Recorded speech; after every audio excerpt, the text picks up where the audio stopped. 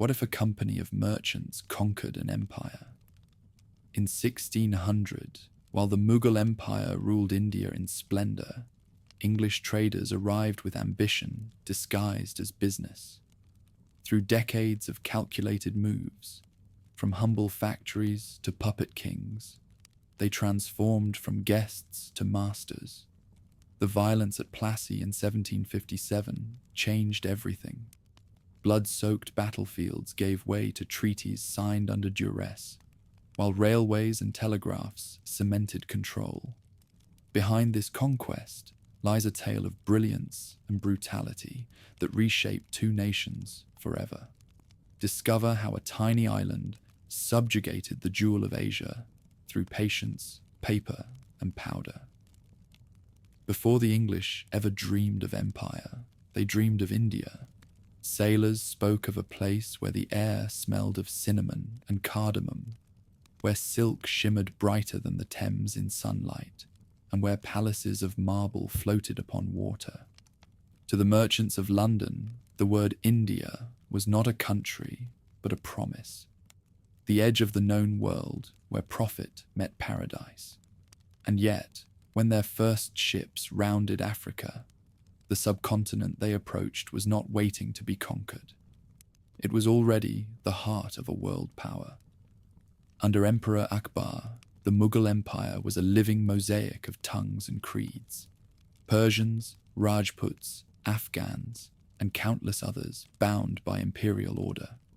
From Kabul to the Bay of Bengal, caravans moved like clockwork beneath domes of copper and gold. Cities such as Agra and Lahore gleamed with pleasure, gardens and courtyards where water whispered over marble. At Fatehpur Sikri, Akbar's red sandstone capital, scholars debated scripture in courtyards open to every faith. Revenue from Bengal's rice plains and Gujarat's textile looms poured into the imperial treasury, turning India into the richest realm on earth. Beyond those gilded borders, Europe was hungry. The Portuguese had already anchored along the western coast for more than a century, their forts at Goa and Diu serving both as altar and arsenal. The Dutch followed soon after, carving enclaves at Pulicat and the Spice Islands. To London's new class of merchant adventurers, these southern seas seemed like the future itself. So, on a frost-bitten December morning in 1600, Queen Elizabeth I signed a parchment that would alter history. Her royal charter granted the Governor and Company of Merchants of London trading into the East Indies the right to sail east, trade freely, and wage war in defense of profit. Thus was born the English East India Company. A company, not a kingdom, yet one already dreaming in imperial scale. Their first voyages were acts of faith as much as seamanship. Ships like the Red Dragon and the Hector braved tempests and scurvy to reach the Indian Ocean, guided by half-torn maps and rumour. When at last they sighted the hazy coastline near Surat, they saw not wilderness but order. Mughal harbours crowded with Arab dhows, Gujarati traders, and Portuguese galleons heavy with pepper. To these waters came Captain William Hawkins in 1608, bearing letters and gifts for the emperor, whose favour could make or break them.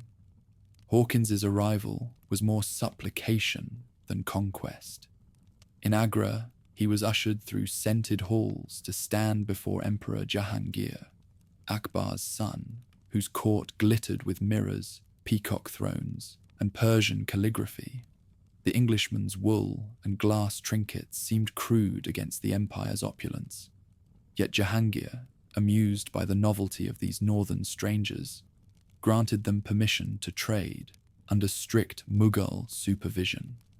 They could build a factory, not a fortress, and only in Surat. For the company, this single foothold on India's coast was triumph enough. Meanwhile, the Portuguese watched their new rivals with suspicion, their Jesuit priests warning Jahangir that the English were heretics and pirates. cannon smoke soon mingled with incense. By 1612, English and Portuguese ships exchanged broadsides off the Gulf of Cambay, and the Mughal fleet, intrigued by the newcomers' skill with gunnery, allowed the victors to stay. Thus, diplomacy began to turn into calculation. To strengthen their position, the company sent a more polished envoy, Sir Thomas Roe. He reached the Mughal court in 1615, dressed not as a trader, but as an ambassador of kings. His letters bore the seal of James I. His gifts, telescopes, carved glass, fine English cloth, symbolized Europe's craft. Roe learned quickly that persuasion in India was measured not by words, but by patience. He bowed, he waited, he paid. Slowly, through dinners, hunts, and long audiences scented with rosewater, he secured imperial farmans, decrees granting the company freedom from certain taxes and permission to trade in peace. When he departed in 1619, he left behind more than an agreement. He had taught the English how to navigate empire through etiquette. For the next half-century, the company learned its lessons in humility. India's markets ran on credit and trust, on brokers who knew which village produced the finest indigo or silk. London's merchants, accustomed to ledgers and signatures, had to learn to bow before Gujarati banyans and Armenian financiers who could bankrupt them with a rumour. The British flag was still a curiosity beside the Dutch tricolour and the Portuguese cross. Profit depended on behaving well, or appearing to. Even so, the English began to think in terms of permanence. When King Charles II married Catherine of Braganza of Portugal in 1661, her dowry brought not gold, but geography, the islands of Bombay. To London's merchants, these were the true jewels of the marriage. 7 islands, swampy and mosquito-ridden, but with a deep harbour perfect for anchorage. In 1668, Charles transferred them to the company for a mere £10 a year, little guessing that Bombay would become the Crown's greatest port east of Suez. From its muddy beginnings grew a city of bastions, warehouses, and cannon-lined quays, where merchants from Muscat, Basra, and Surat met beneath English guns. Madras followed the same pattern. On the Coromandel coast, Francis Day and Andrew Cogan purchased a strip of land from the Nayak of Punamali and built Fort St. George, another factory that slowly became a fortress. Around its walls gathered Indian weavers, brokers, and soldiers who lived by the rhythm of company silver. The English were still minor players, but their settlements had begun to feel like colonies in embryo. By the late 17th century, ambition outpaced prudence. The Mughal Empire under Aurangzeb stretched wider than ever, from the Deccan to the Hindu Kush, but its tolerance had hardened into orthodoxy, and its bureaucracy strained to manage the vastness it ruled. The company, flush with profits, misread the balance of power. In 1686, believing its naval guns could compel new concessions, it attacked Mughal ports from Bengal to Bombay. The emperor answered not with diplomacy, but with siege. His fleet blockaded Bombay. His armies shut the English factories.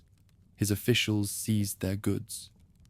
For the first time, the company faced the full weight of Indian sovereignty and learned what defiance cost. The episode became known as Child's War after the company's governor, Sir Josiah Child, whose arrogance had sparked it. The result was humiliation. The English sued for peace, paid heavy indemnities, and humbled themselves before Aurangzeb's court. In the emperor's eyes, they were merchants again, not rivals. Yet among those merchants, a new awareness had taken root. Trade alone could no longer guarantee security. Guns and diplomacy would henceforth walk hand in hand. By the turn of 1700, the English presence in India still fit within a handful of fortified towns: Surat, Madras, and Bombay. Around them stretched the unbroken dominion of the Mughal crown, its wealth still vast, its armies still magnificent. But beneath the marble calm, something subtle had begun to shift. The company's clerks were no longer simple traders. They were record keepers, tax farmers, and minor governors in waiting. Every ledger was a prelude to a treaty, every warehouse a fortress in disguise. And somewhere beyond the horizon, in the wind that filled their sails, the English heard a whisper of empire. When Aurangzeb the Great died in 1707, his empire was already fraying beneath the weight of its victories. For half a century, the Mughals had expanded faster than they could govern, building mosques and fortresses from Kabul to the southern seas. Yet what had once been a realm of order began to tremble under its own perfection. Behind the marble facades, treasuries were emptying, officers hoarded spoils, and the patience of provincial nobles turned thin as silk. Across the Deccan Plateau, old enemies rose again. The Marathas, whom Aurangzeb had spent decades trying to subdue, turned their raids into campaigns, and their campaigns into a confederacy. From their hill forts came swift riders who could melt into the monsoon mists and reappear 100 miles away by morning. To the north, the Rajputs weighed their allegiance. In Bengal, where the delta's rivers shimmered like mirrors, new men rose from the world of accountants and merchants, governors who collected imperial taxes in their own names. The emperor's death left no single heir with his authority. Succession wars followed, bitter and confused, each prince claiming divine sanction, each backed by generals who measured loyalty in silver. Palaces became battlefields, and battlefields became markets for allegiance. The imperial canopy still stretched wide, but its poles were cracking. While the Mughals bled from the top, others built from below. In Hyderabad, Asaf Jah I, the man who would be called the Nizam, declared that his service to the crown would continue, but his obedience would not. By diplomacy as much as defiance, he carved a state within a state, ruling from the Charminar's shadow, with the air of an emperor in miniature. In the west, the Maratha Peshwas tightened their grip over the Deccan, extending tribute lines deep into Gujarat and Malwa. Armies once hired to defend began to rule instead. Far to the east, Bengal grew into a kingdom in all but name. Murshid Quli Khan, a former accountant turned Nawab, made his capital at Murshidabad, where river barges carried more treasure than Delhi's caravans once had. He turned revenue into art, palaces that gleamed above the Bhagirathi, mosques laced with enamel and gold. When Alivadi Khan succeeded him in 1740, Bengal's prosperity was unmatched. Its weavers clothed the world in muslin fine as mist. Its treasuries could pay for 100 campaigns. Yet its wealth was also bait. Into this fragmented landscape came the Europeans, cautious at first, but hungry. The English East India Company, having survived its humiliation under Aurangzeb, now presented itself as the model of obedience. Its agents called themselves servants, its settlements mere factories. But behind the walls of Fort St. George and Bombay Castle, clerks were turning merchants' ledgers into maps of influence. Their rivals, the French Compagnie des Indes, followed the same pattern, raising their own fort at Pondicherry under the canny eye of Joseph Dupleix. Every cove and harbour became a potential battlefield, every treaty a duel in disguise. In London, the company's directors petitioned the Mughal court once again. This time, they sought something more subtle than conquest, privilege. Their envoy, William Hamilton, a physician by trade, found an unlikely opening when he cured Emperor Farrukhsiyar of a lingering illness. Gratitude, in the language of courts, was best expressed in ink. In 1717, the emperor issued a new set of farmans, granting the company wide exemptions from customs duties and the right to trade freely in Bengal, Gujarat, and the Deccan. What seemed a reward for medical skill became an economic revolution. The privileges looked modest on parchment: reduced taxes, permission to rent villages near Calcutta, but they cut deep into Bengal's economy. Local merchants could not compete with untaxed British goods, and Indian officials learned quickly that favours were now priced in sterling. The empire's bureaucrats, too distracted to object, let the precedent stand. Few noticed that the signatures on those farmans had bound one of India's richest provinces to the will of a foreign corporation. By the 1720s, the company's servants were not merely traders. They lent money to zamindars, purchased land in the name of native intermediaries, and managed revenue farms that once filled imperial coffers. The distinction between public duty and private gain blurred until it vanished. To their superiors in London, the flow of silver looked like success. To those who lived under their rule, it looked like another tax. The company's Indian brokers, the Banyans, the Dubashes, the money changers fluent in 3 tongues, became indispensable. They interpreted not just language, but law and custom, guiding the English through the labyrinth of Indian commerce. With them came lessons in credit, in subtlety, in the art of appearing small while growing powerful. Every clerk who sailed from England, dreaming of trade, returned, if he returned at all, with the instincts of a ruler. Yet the age remained Mughal in ceremony, if not in control. The emperor's name still appeared on coins. His farmans were read aloud at festivals. His peacock throne gleamed beneath fading sunlight.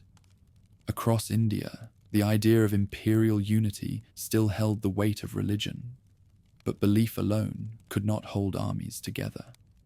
Provincial courts minted their own coins, their soldiers carried their own standards. The canopy of empire still hung above the subcontinent, but its silk was thinning fast. In this uncertainty, the European companies found both peril and possibility. They needed local allies to protect their trade. They needed local wars to justify their armies. When one Nawab offered shelter, another demanded tribute. When a governor denied them privileges, a rival promised more. Diplomacy became a game of shadows, in which every side thought itself cleverer than the others. By the 1740s, the balance that had held for a century was trembling. French and English ships crossed the Bay of Bengal in restless patrols, while inland the Marathas extracted tribute from imperial cities once untouchable. The Mughal court, drained of its glory, watched from a palace it no longer ruled. The English, outwardly deferential, now kept their own soldiers at Calcutta and Madras. Guards for their warehouses, they claimed, but drilled like regulars. The French did the same. It was a quiet transformation, almost invisible at first. A few coastal forts, a handful of agreements, a web of debts and credits. And yet, within that web, the pattern of the future was already woven. For 100 years, the Mughals had been the umbrella under which all powers lived. Now the fabric was splitting, and through those cracks, the light of Europe poured in. The Indian Ocean was no longer a sea of trade. It had become a sea of empires. By the mid-18th century, the sails crowding its waters were French, Dutch, English, and Portuguese, all seeking the same prize: dominion over the markets that once belonged to the Mughals. In the decades after Aurangzeb's death, India had turned into a vast bargaining table, and every foreign flag was a hand in the game. On the Deccan Plateau, the Mughal order was collapsing into factions. The Nizam of Hyderabad ruled his territory as an independent prince. In the south, the Carnatic, a coastal strip that linked the Coromandel ports to the interior, became his subordinate province in theory, but a prize for any who could claim it in practice. From the forts of Arcot and Trichinopoly, rival Nawabs maneuvered with the precision of chess players, while far to the north, the Maratha cavalry rode where they pleased, plundering imperial treasuries already emptied by corruption. Into this confusion stepped two Europeans who understood ambition better than allegiance. One was Joseph-Francois Dupleix, governor of Pondicherry, urbane, calculating, and convinced that France could rule India through its allies rather than its armies. The other was Robert Clive, a restless clerk from Shropshire, who would one day transform a company ledger into a kingdom. But their duel was not yet begun, for now the stage was being set by a larger war that neither had started. In 1740, the death of Austria's emperor sent shockwaves through Europe. The War of the Austrian Succession, a quarrel over inheritance thousands of miles away, ignited its Indian mirror, the First Carnatic War. In 1746, French Admiral Labourdonnais arrived at Madras with a fleet bristling with cannon and purpose. His ships, sleek and seasoned from the islands of Mauritius, loomed off the Coromandel coast like thunderclouds.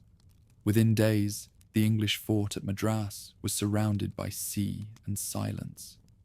Inside its walls, the company's factors counted barrels of gunpowder and prayed for reinforcements that would never come. After 5 days of bombardment, the white flag rose. The city that had been their southern stronghold now flew the fleur-de-lis. When the news reached London, the directors raged. When it reached Pondicherry, Dupleix smiled. He saw in this victory not just profit, but prophecy, that Europeans could now shape Indian politics as kings, not as guests. But peace between allies is as fragile as victory. Labourdonnais, the sailor who had taken Madras, disagreed with Dupleix, the administrator who wanted to keep it. Their quarrel spilled into the open. The admiral demanded ransom and return. The governor demanded annexation. Dupleix prevailed. Madras was kept, its warehouses plundered, its merchants humbled. When the Treaty of Aix-la-Chapelle in 1748 restored the city to the English, the paper peace did nothing to still the ambitions it had unleashed. The French, having tasted dominion, began to interfere openly in Indian affairs. When the Nizam of Hyderabad died, Dupleix supported one claimant against another, providing troops, arms, and officers trained in European drill. His Indian allies, astonished by the discipline of French sepoys, began to see these pale-faced merchants as arbiters of fate. In return for victory, they granted Dupleix titles, territory, and the pomp of an Oriental prince.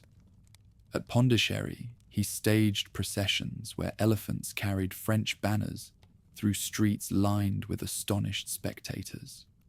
Nawab Dupleix Bahadur, the court poets called him, the first European to claim Indian honours without irony.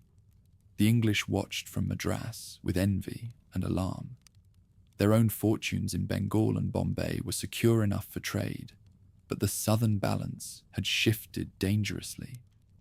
When the throne of the Carnatic fell vacant, the company sided with Anwar ud-Din, a cautious, aging Nawab who favoured peace. The French championed Chanda Sahib, younger, ambitious, and eager for revenge. Each contender marched under his foreign ally's flag, and the Carnatic, once a province of the Mughal world, became the chessboard of Europe. In 1751, the struggle reached its turning point. Chanda Sahib's forces, supported by French battalions, besieged the fortress of Trichinopoly, where Anwaruddin's heir had taken refuge. The British garrison, trapped and dwindling, seemed doomed. It was then that Robert Clive, newly returned from a near-suicidal defence of Arcot, proposed a diversion that would change everything.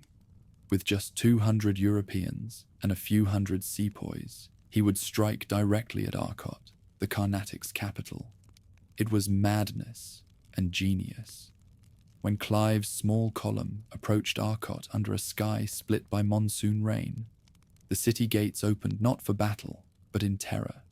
He seized the fort without firing a shot, fortified its walls, and waited. Within days, 10,000 men surrounded him. What followed was not a siege in the European sense, but a test of will. For 50 days, the defenders repelled assaults, fought fires, and endured hunger so severe that soldiers ground up grain husks to make powdery bread. At night, thunder rolled over the plains. By day, the British guns answered it. When relief finally arrived, the besiegers melted away, defeated not by numbers, but by nerve. Word of Arcot spread like rumour in a monsoon wind. For the first time, an Indian prince's fate had turned on the actions of a European captain with no title but courage. The company's merchants had become warriors, and India had taken notice. Duplessis, humiliated, doubled his efforts, sending reinforcements and envoys to restore French prestige. But the tide was shifting.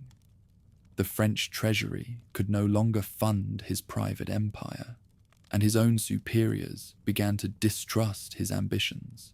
In Paris, they spoke of balance. In Pondicherry, he dreamed of conquest. The dream would end in bankruptcy and recall, but the method, manipulation through alliance, would outlive him by generations. By 1754, weary of war, the two companies signed a truce. The Treaty of Pondicherry restored the pre-war boundaries, but peace was an illusion. Both sides knew that Bengal, not the Carnatic, held the real prize, the richest province in Asia, where rivers glittered with gold dust and the emperor's writ was barely obeyed.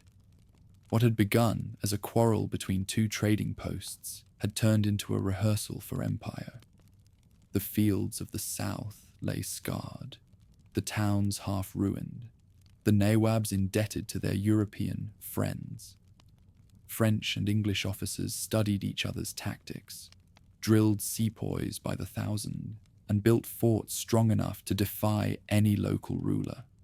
The next confrontation would not be fought for prestige or ports. It would be fought for dominion over India itself. And somewhere on the horizon, as the monsoon clouds parted over the Ganges Delta, Bengal waited, fertile, wealthy, and unsuspecting of the storm already gathering beyond its banks. By the middle of the 18th century, Bengal was the envy of Asia. Its rivers carried silver and silk. Its fields glimmered with rice and indigo.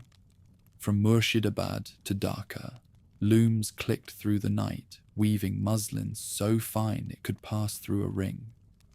Merchants from Arabia, China, and Europe crowded its bazaars, but it was the English East India Company that claimed pride of place.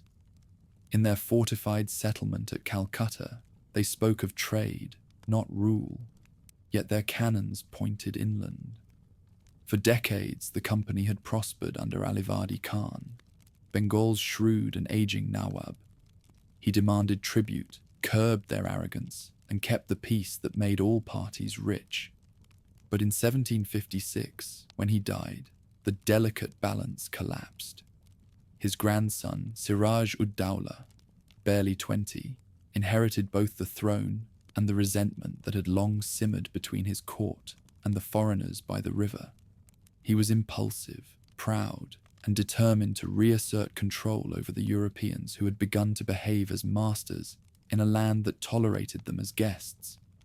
The warning signs came swiftly. The company, fearing French attack as Europe slid once again into war, began fortifying its walls without permission. When the Nawab demanded they stop, his letters went unanswered.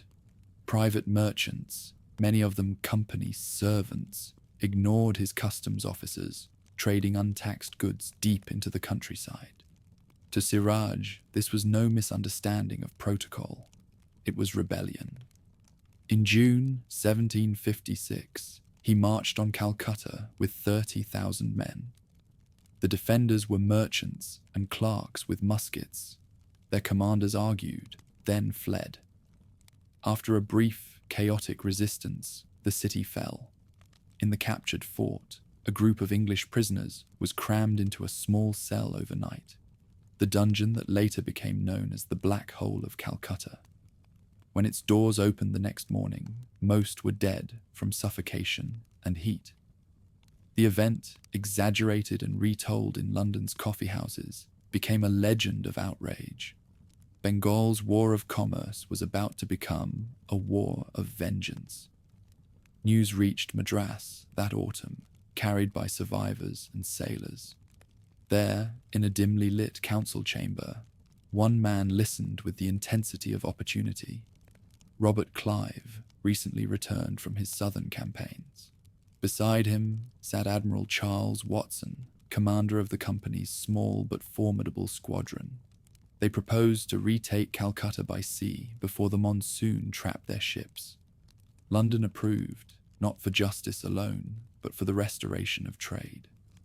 In December 1756, the fleet entered the mouth of the Hooghly River, its masts rising through mist and mangrove. Within weeks, English guns thundered again over Bengal's flat horizons. Clive's troops stormed the city and recaptured the fort by February. The settlement was renamed Fort William, its flag raised higher than before.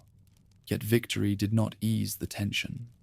Siraj, alarmed by this retaliation, sought peace. But Clive's envoys were already negotiating something darker. Among Bengal's grandees, loyalty to Siraj was thin. The Jagat Seths, a banking family whose credit sustained the province, feared his temper. Mir Jafar, commander of the army, coveted his throne. Merchants whispered of change as fortune's tide turned. The English promised what the Nawab could not, stability and payment in gold. Letters were exchanged in secret. Oaths were made under lantern light. The plan was simple. When battle came, Mir Jafar's army would stand aside. In return, he would be the next Nawab under company protection. By early 1757, the British held Calcutta, but not peace. French traders at Chandernagora armed their defences, and the Nawab's court seethed with rumours of treason. Clive, still in his 30s, yet hardened by years of war, decided to act before conspiracy could unravel. In March, with Admiral Watson's ships pounding the French fortifications, he took Chandernagore after a furious bombardment. The tricolour fell, the town smouldered, and Bengal's French outpost was no more. The stage was cleared for the final confrontation. Siraj's patience broke. He gathered 50,000 men, cavalry, infantry, elephants, and guns dragged through the monsoon mud, and advanced toward the company's camp at Plassey, a village on the banks of the Bhagirathi River. Clive's force was a tenth of that number, 3,000 soldiers, most of them Indian sepoys. Between the two armies lay a mango grove and a field that would change the history of both countries. On the night of June 22nd, 1757, rain lashed the plain in sheets. Clive's officers met in council. The flicker of lanterns reflected in puddled ground. Should they fight or retreat toward the ships? The vote was divided. Clive listened, silent, then stepped into the storm. When he returned an hour later, his mind was made up. "We fight tomorrow," he said. At dawn, drums rolled through the mist. The Mughal artillery opened first, cannonballs thudding into the soaked earth, throwing fountains of mud and water. The company's line held. When the rain intensified, Siraj's gunners covered their powder. The English, using tarpaulins, kept theirs dry. As the weather cleared, Clive's batteries answered with deadly precision. Hours passed, smoke thickened, elephants panicked. And then came the turning point.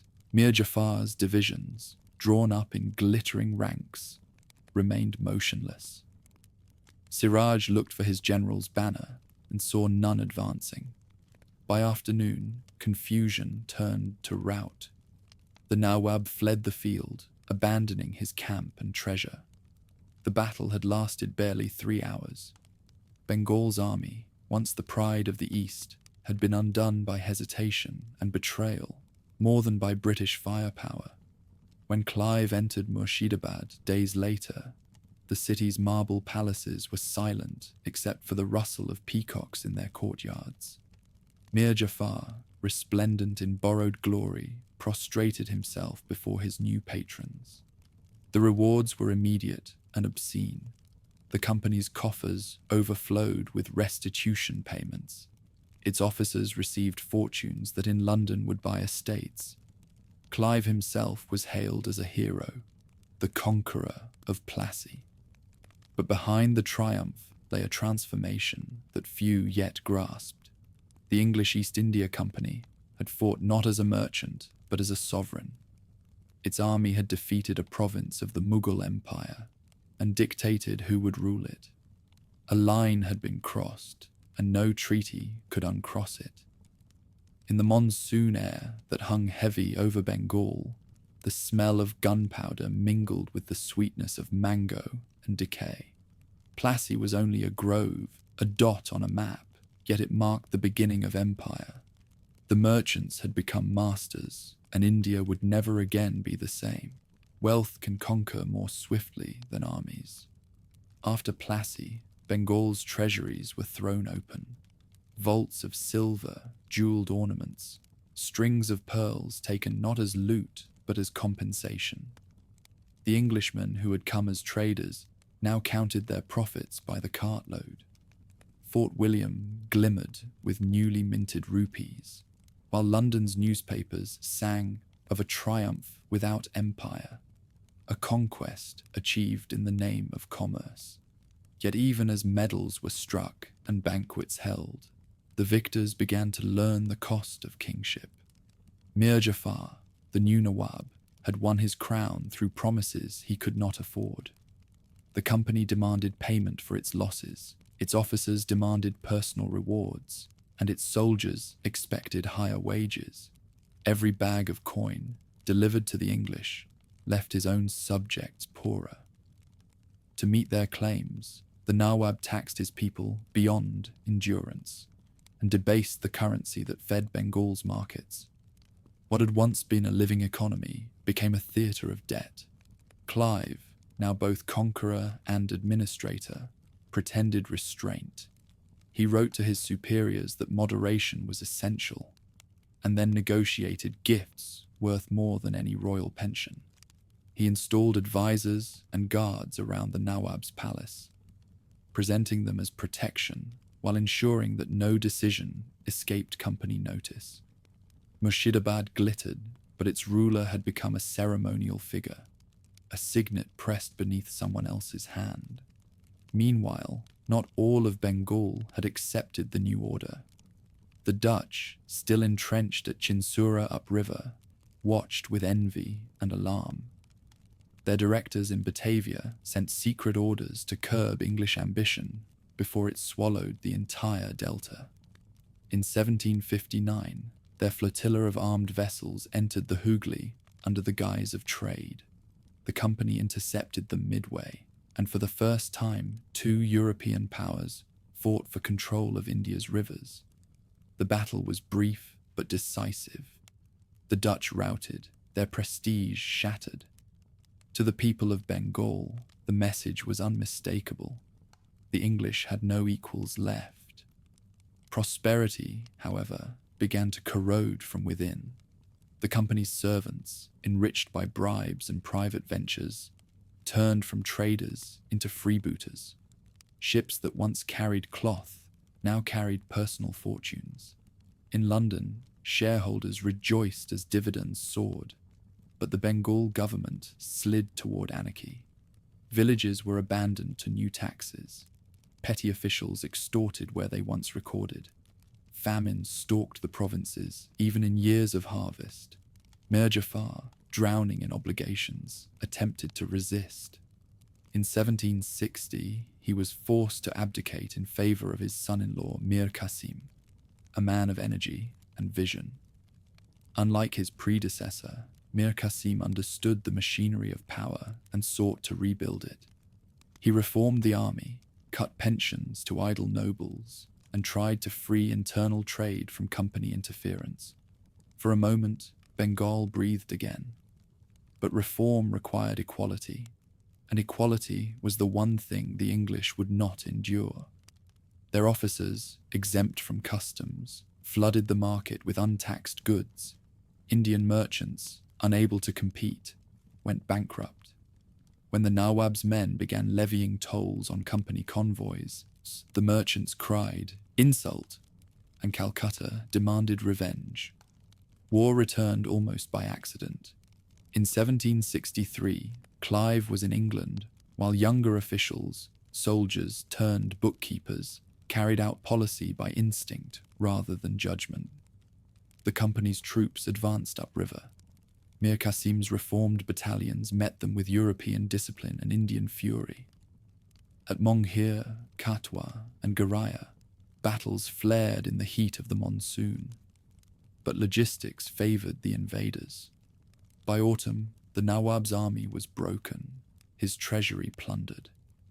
Mir Qasim fled west into the plains of Awadh, where his father-in-law's enemies became his allies. There he found two men who shared his grievance: Shuja-ud-Dawla, the Nawab of Awadh, alarmed at the company's encroachment on his borders, and Shah Alam II, the wandering Mughal emperor, eager to reclaim the authority his dynasty had lost.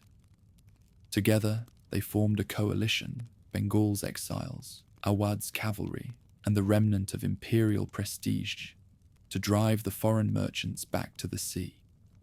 In Calcutta, the English council received word of the alliance with disbelief that hardened into fear. They called for reinforcements from Patna, reorganized their scattered battalions, and placed command in the hands of Major Hector Munro. The war that followed was not a campaign of maneuver, but of attrition, fought across the fertile plains of the Ganges Valley, where every village became a supply post and every river crossing a battlefield. The decisive encounter came in October 1764, near the small town of Buxar. Morning mist hung over the Ganges as the coalition's army, 40,000 strong, stretched in glittering ranks across the plain. Opposite them, the company's 13,000 stood in disciplined silence, their flanks guarded by artillery. At sunrise, the Allied guns opened fire, shaking the earth with thunder. The British replied in measured volleys, smoke drifting low across the fields. When the cavalry charged, they met a wall of musket fire that shattered their formation. By noon, the Allied camp was chaos. Elephants stampeding, banners falling, the Emperor's standards sinking into the haze of defeat. When the smoke cleared, India's political landscape had changed again. Plassey had made the company kingmaker. Buxar made it king. Shah Alam surrendered not to an army, but to an institution. His imperial tent became a boardroom, his seal a formality beneath English signatures. Shuja-ud-Dawla, humbled, accepted the terms dictated by men who still called themselves servants of a corporation. Mir Qasim vanished into exile, another name written off in a London ledger. The Treaty of Allahabad, signed in 1765, formalized what the battlefield had already decided. The Mughal Emperor, in exchange for protection, granted the company the Diwani, the right to collect Bengal's revenues in his name. It was a clause that turned commerce into government. From that moment, taxes once gathered for the crown flowed into the company's treasury. Its clerks became administrators, its soldiers became policemen, its merchant's seal became the emblem of sovereignty. Back in England, the news was received with disbelief that quickly turned to awe. A corporation of traders had acquired the fiscal heart of India without a royal army, without a declaration of war. Parliament toasted their success and envied their fortune, unaware that the conquest they celebrated would soon demand an empire's burden of rule. Bengal's fields, drenched in the memory of 2 battles, glittered once more with harvests, but the grain now fed an army, not a people. What the company had won at Buxar was not peace, only permanence. The rulers of India were gone. The accountants had taken their place. The drums of conquest had faded, but the march of paperwork had begun. After the Treaty of Allahabad, the English East India Company stood not only as a merchant, but as Bengal's tax collector, the Diwan of the richest province in Asia. Its officials called the change an arrangement. The people who paid for it called it something else. For a century, Bengal's revenues had sustained emperors. Now they sustained a corporation. Villages that once sent tribute to Delhi now filled ledgers in Calcutta. The company's officers, many scarcely 30 years old, signed receipts in Persian without understanding the language, authorizing taxes they would never see collected. Behind their desks, India's old bureaucracy, accountants, scribes, revenue farmers, carried on as before, except that the seal at the top of each document now bore a lion and a crown instead of the emperor's falcon. At first, the arrangement seemed stable. The new administration kept the Mughal machinery. Indian officials assessed harvests. The company approved their sums. Silver flowed in measured streams downriver. Yet the moral logic had changed. Where once revenue had been the price of protection, it was now the price of profit. The company's council in Calcutta demanded higher returns each year to satisfy shareholders in London. To meet those demands, their native agents pressed harder upon the countryside. Landholders borrowed at ruinous interest, sold seed grain to pay arrears, and fled when they could not. In the villages, peasants spoke of a government without a king, a power that could neither be petitioned nor appeased. Even the Nawab, reduced to a ceremonial stipend, could only watch as authority passed from palace to counting house. Still, for a time, the illusion of prosperity held. The bazaar of Murshidabad glittered with jewels. The English merchants bought palaces from ruined nobles and filled them with imported glass and furniture. Banquets replaced battles. The conquerors dined under punkahs, swung by servants who had once collected taxes in the emperor's name. Yet beneath the surface, the soil was dying. In 1770, Bengal's sky turned a strange pale yellow. The monsoon failed, then failed again. Rivers shrank to dust-coloured threads. Fields cracked like pottery. The famine that followed was not the first India had known, but it was the first under British rule. The company's warehouses were full, rice stored for export, not relief, and its council hesitated to interfere with the natural course of trade. Villages emptied into silence. Later estimates claimed that 1/3 of Bengal's people perished. The survivors left behind fields overrun by weeds and corpses that the crows had long since stopped fearing. The famine exposed the hollowness of the system the company had built. Its officers had authority without accountability, power without precedent. Even in London, the news could not be ignored. The directors demanded inquiries. Pamphlets accused the corporation of bleeding a province dry. In Calcutta, blame passed like a contagion. from the council to the collectors, from the collectors to the climate. But the truth was simpler. They had made government a branch of commerce, and commerce has no mercy. Amid the ruin, one figure began to rise. Warren Hastings.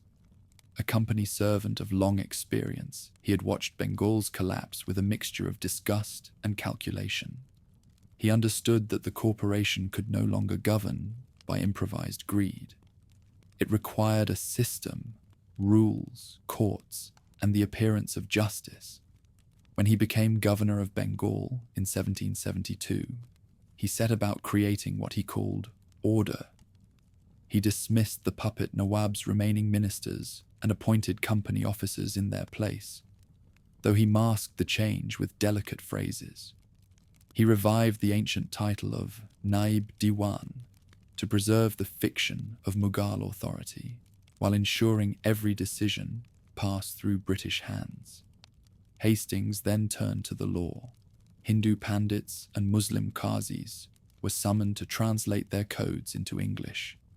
Thus were born the first regulations, halfway between imperial edict and legal experiment. His aim was as political as it was moral. If India were to be governed for profit, it had to appear to be governed for justice. He curtailed private trade among company servants, hoping to separate personal fortune from official revenue. He reorganized the courts, built archives, and sent young collectors into the districts with instructions written in measured prose and enforced by bayonet. It was the beginning of the company state, a bureaucracy that spoke of virtue while counting its rupees. Around Bengal, resistance flickered but could not coalesce. The Rohillas of the northern hills defied the Nawab of Awadh, who now acted as the company's shield and subordinate. In exchange for loans and promises, the English supplied his armies, testing the new machine of intervention. It was not conquest in name, but it was conquest in practice. Each loan led to a debt, each debt to territory, each treaty to dependence. The famine years left scars deeper than politics. Travelers from Europe wrote of deserted roads lined with skeletons. Bengali poets lamented rivers that flow with tears instead of fish. In Calcutta, the company's officers comforted themselves with the illusion of reform, while in London, Parliament began to sense a crisis of a different kind. The company's profits, once dizzying, were shrinking. Its officials were accused of corruption, its accounts of deceit. The same machine that had extracted a kingdom was now consuming itself. By 1773, the story of Bengal had become a moral drama in the British imagination, a tale of wealth, wickedness, and divine retribution. Newspapers spoke of nabobs, company men returning from India with fortunes built on famine. The nation that had once celebrated their triumphs now demanded their restraint. And so, the question that had been whispered since Plassey finally reached the House of Commons: could a private company rule a nation? The answer would come in statute and scandal, in wars fought by treaty and letters sealed with wax. Bengal had been conquered once by the sword. Now it would be conquered again by reform. Bengal was not yet a colony, but it no longer felt like a kingdom.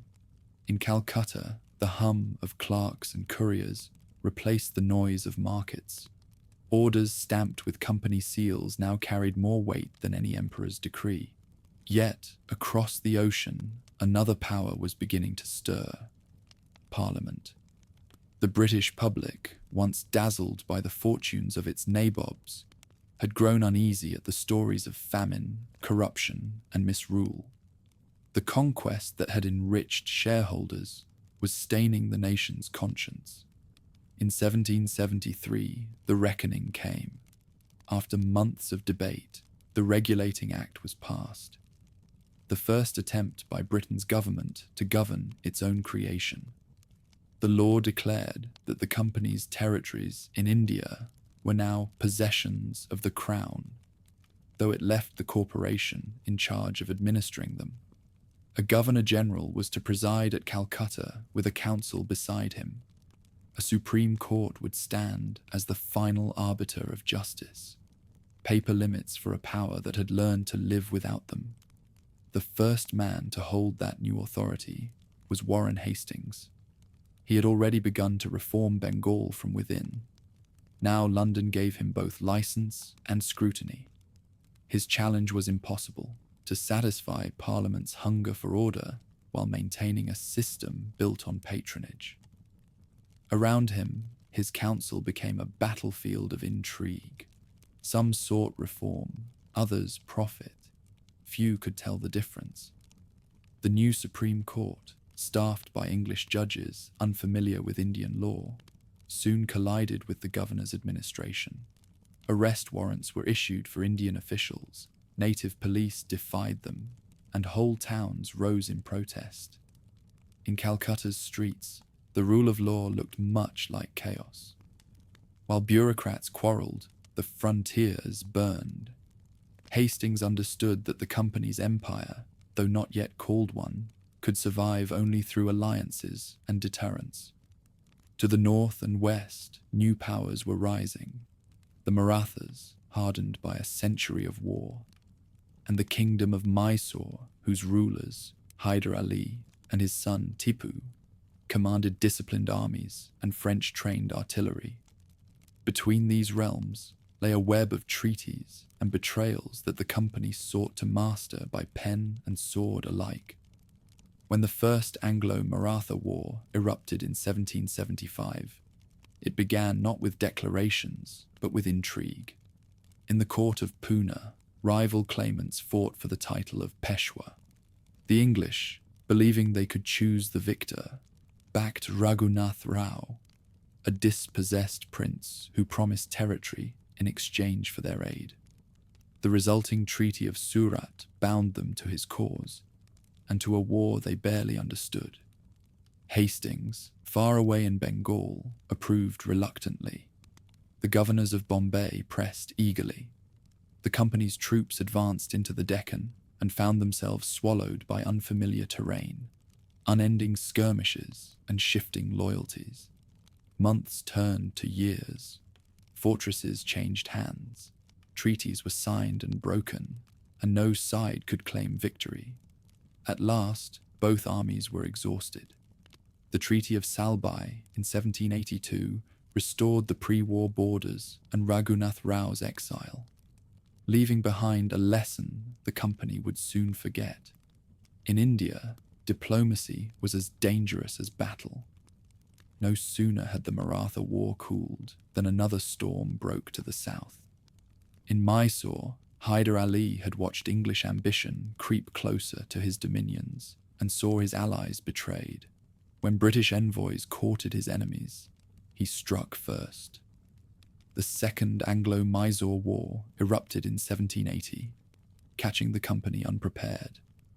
Hyder's cavalry swept down from the highlands with terrifying speed, burning villages and cutting the roads to Madras.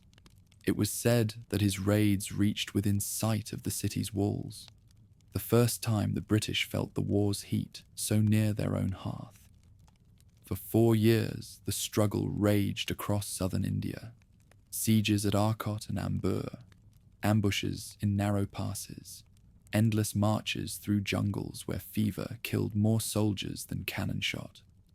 When Tipu Sultan, Hyder's son, took command after his father's death, the fight only sharpened.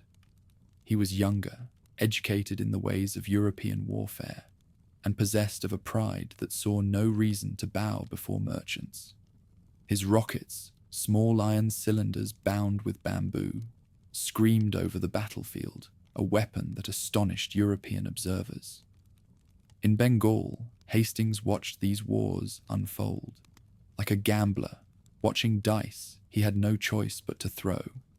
He sent funds, drafted alliances, and endured the rage of his superiors in London, who accused him of exceeding his powers.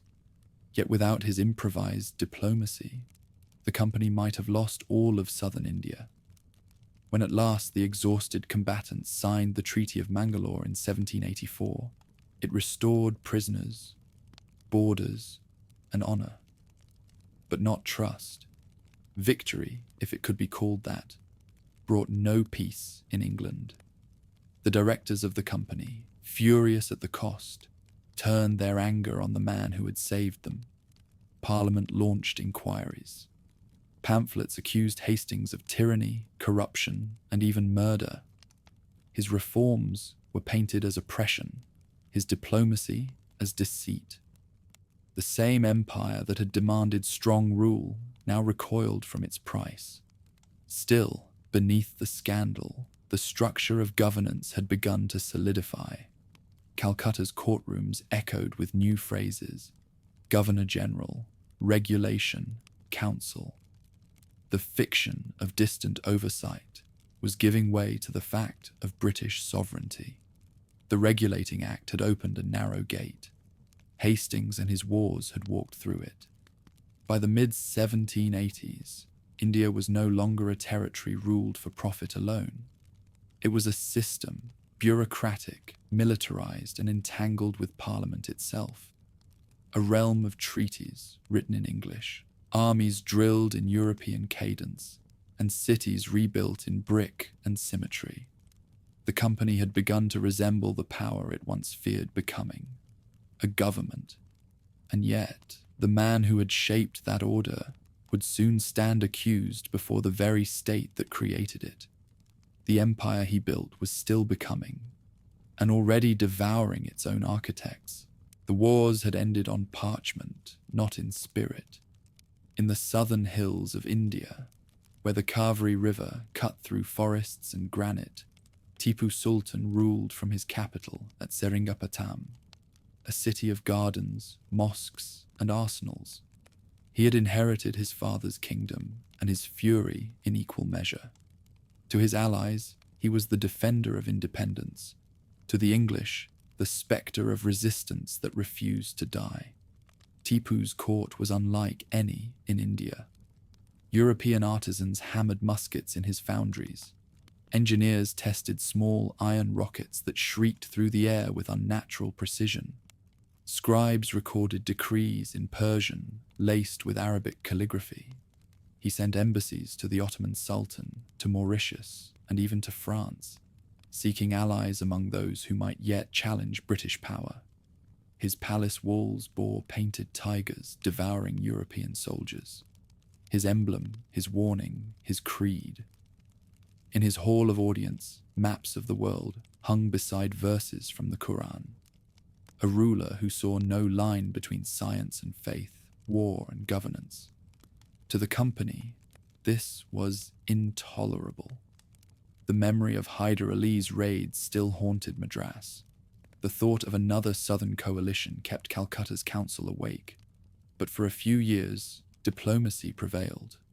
Hastings' successor, Lord Cornwallis, the same general who had surrendered at Yorktown, now sought redemption in India. He arrived in 1786, determined to impose discipline on the company's armies and restraint on its profits. The era of conquest is over, he wrote. It was not. Cornwallis set about reforming the empire's skeleton. Salaries replaced bribes, judicial offices replaced favors, and for the first time, company officials began to look less like traders and more like governors. He also reorganized the army, creating a hierarchy that bound Indian sepoys to British command in perpetuity. The experiment worked too well. Discipline became identity. Obedience became culture. Even as Cornwallis built his administrative machine, the ground beneath it began to tremble. In 1790, a quarrel between Tipu and the company's ally, the Rajah of Travancore, gave London its pretext. The Rajah had fortified his borders against Mysore's demands for tribute. Tipu saw defiance. The English saw opportunity. Cornwallis forged a grand alliance with the Marathas and the Nizam of Hyderabad, promising protection and territory in return for their loyalty. The march began in 3 directions at once, a pincer that would crush Mysore between them. The campaign that followed was a feat of endurance. The British columns advanced through forests where leeches clung to soldiers' ankles and cannon wheels sank into red clay. In the torrid heat, sepoys collapsed from thirst beside rivers that shimmered with disease. Each fortress fell only after weeks of bombardment: Nandedurg, Savandurga, Bangalore. Names that would later fill London's newspapers as symbols of imperial vigour. Cornwallis moved like a siege made flesh, slow, relentless, inevitable. In Seringapatam, Tipu fortified his walls and vowed to die behind them. His letters flew to every corner of the subcontinent, calling for aid that never came. When the company's guns finally opened on his capital in 1792, their roar rolled for days across the valley. He fought until his ramparts cracked, then sought peace with dignity. The Treaty of Seringapatam forced him to surrender half his dominions and pay a ransom so vast that his first installment was 2 sons, boys of 10 and 8, sent as hostages to Madras. The ceremony of their handover was staged like theatre. Cornwallis, dressed in white and gold, sat beneath a canopy as Tipu's sons entered in state, their turbans bright against their sorrow. The exchange was solemn, almost tender. Portraits of that moment travelled across the empire. The British as just victors, the Sultan as noble adversary. The illusion suited both sides. But peace built on humiliation seldom lasts. Over the next 7 years, Tipu rebuilt what he could: his armies, his arsenals, his alliances. He introduced new coinage bearing the image of a roaring tiger and the motto, "Victory to God and Tipu," the sword of Islam. He corresponded secretly with Napoleon, then campaigning in Egypt, dreaming of an Eastern alliance that could drive the English into the sea. The company intercepted the letters. The news reached London like a spark in dry grass. In 1798, Lord Richard Wellesley arrived in India as Governor-General, bringing with him the rhetoric of empire disguised as policy. He was young, brilliant, and intolerant of compromise. His ambition was clear: to turn the company's fragile dominion into a British system of power. He called it the Subsidiary Alliance, a doctrine that promised protection to Indian princes in exchange for their freedom. Under its terms, rulers who accepted British friendship must host company garrisons and pay for their upkeep, while relinquishing the right to diplomacy. It was Conquest written in legal prose. The Nizam of Hyderabad signed first, stripped of alternatives. The Marathas hesitated, but soon followed. Tipu refused. His pride, his faith, his history all forbade it. He would not host a garrison, would not pay for his own chains, would not bend before men who had once been merchants. Wellesley called him obstinate. Tipu called himself free. In earlier 1799, Wellesley decided to end the question. From Bombay, Madras, and Hyderabad, 3 columns advanced towards Seringapatam. The roads filled with dust and song, cannon teams and engineers, elephants dragging siege mortars the size of cottages. Each army was a moving city: surgeons, priests, supply officers, and scribes marching in unison under the Bengal flag. The campaign was choreographed as though by empire itself. The siege began in April. British batteries thundered day and night, pounding the ramparts into rubble. Within the walls, Tipu moved among his soldiers, bareheaded, his sword flashing in the lamplight. When offered terms, he laughed. "Better to die like a soldier," he said, "than live like a slave." On May 4th, after 48 days, a breach opened near the Watergate. The storming party surged forward, Highlanders, sepoys, engineers, through smoke thick with the smell of powder and mango blossom. Tipu fell fighting in the gateway, shot through the head at close range. His body was found beneath a heap of soldiers, one hand still gripping his sword. When the guns fell silent, the victors entered the city. The treasury was catalogued, the palace searched, the archives sealed. Wellesley's younger brother, Arthur, then an untested colonel, walked through the blood-slick courtyards and took note of every wall and street, a habit that would one day serve him on other fields. Outside, thunder rolled across the valley, as if to mark the end of an age. The company restored the old Wadiyar dynasty, now a client under protection. The Nizam and Marathas took their shares of Mysore's lands. Wellesley took its legacy. Engineers studied Tipu's rockets, artisans dismantled his foundries, and his throne, carved in the shape of a crouching tiger, was shipped to London as a curiosity. Sermons proclaimed the victory as divine providence. Poets in Calcutta hailed the fall of tyranny. For the English, the conquest of Mysore was not merely territorial. It proved that empire could be made by principle as well as by powder. The subsidiary alliance became the instrument of choice, binding Indian states by treaty until resistance became treason. Every prince who signed thought himself protected. Everyone who refused became an enemy. The company no longer needed to conquer every province. It only had to make its neighbors dependent. In the bazaars of southern India, ballads of Tipu's last stand spread by word of mouth, of the king who died defending his walls while his allies feasted. Children carved wooden tigers that growled when a handle turned. Artisans painted his emblem on cloth in secret. To the British, he was a defeated tyrant. To many Indians, he became the memory of defiance. When news of his death reached London, church bells rang and Parliament applauded. The directors toasted their Governor-General and investors calculated their dividends. Yet even among the triumphant, there were doubts. Wellesley had won Mysore, but at a cost that alarmed his masters.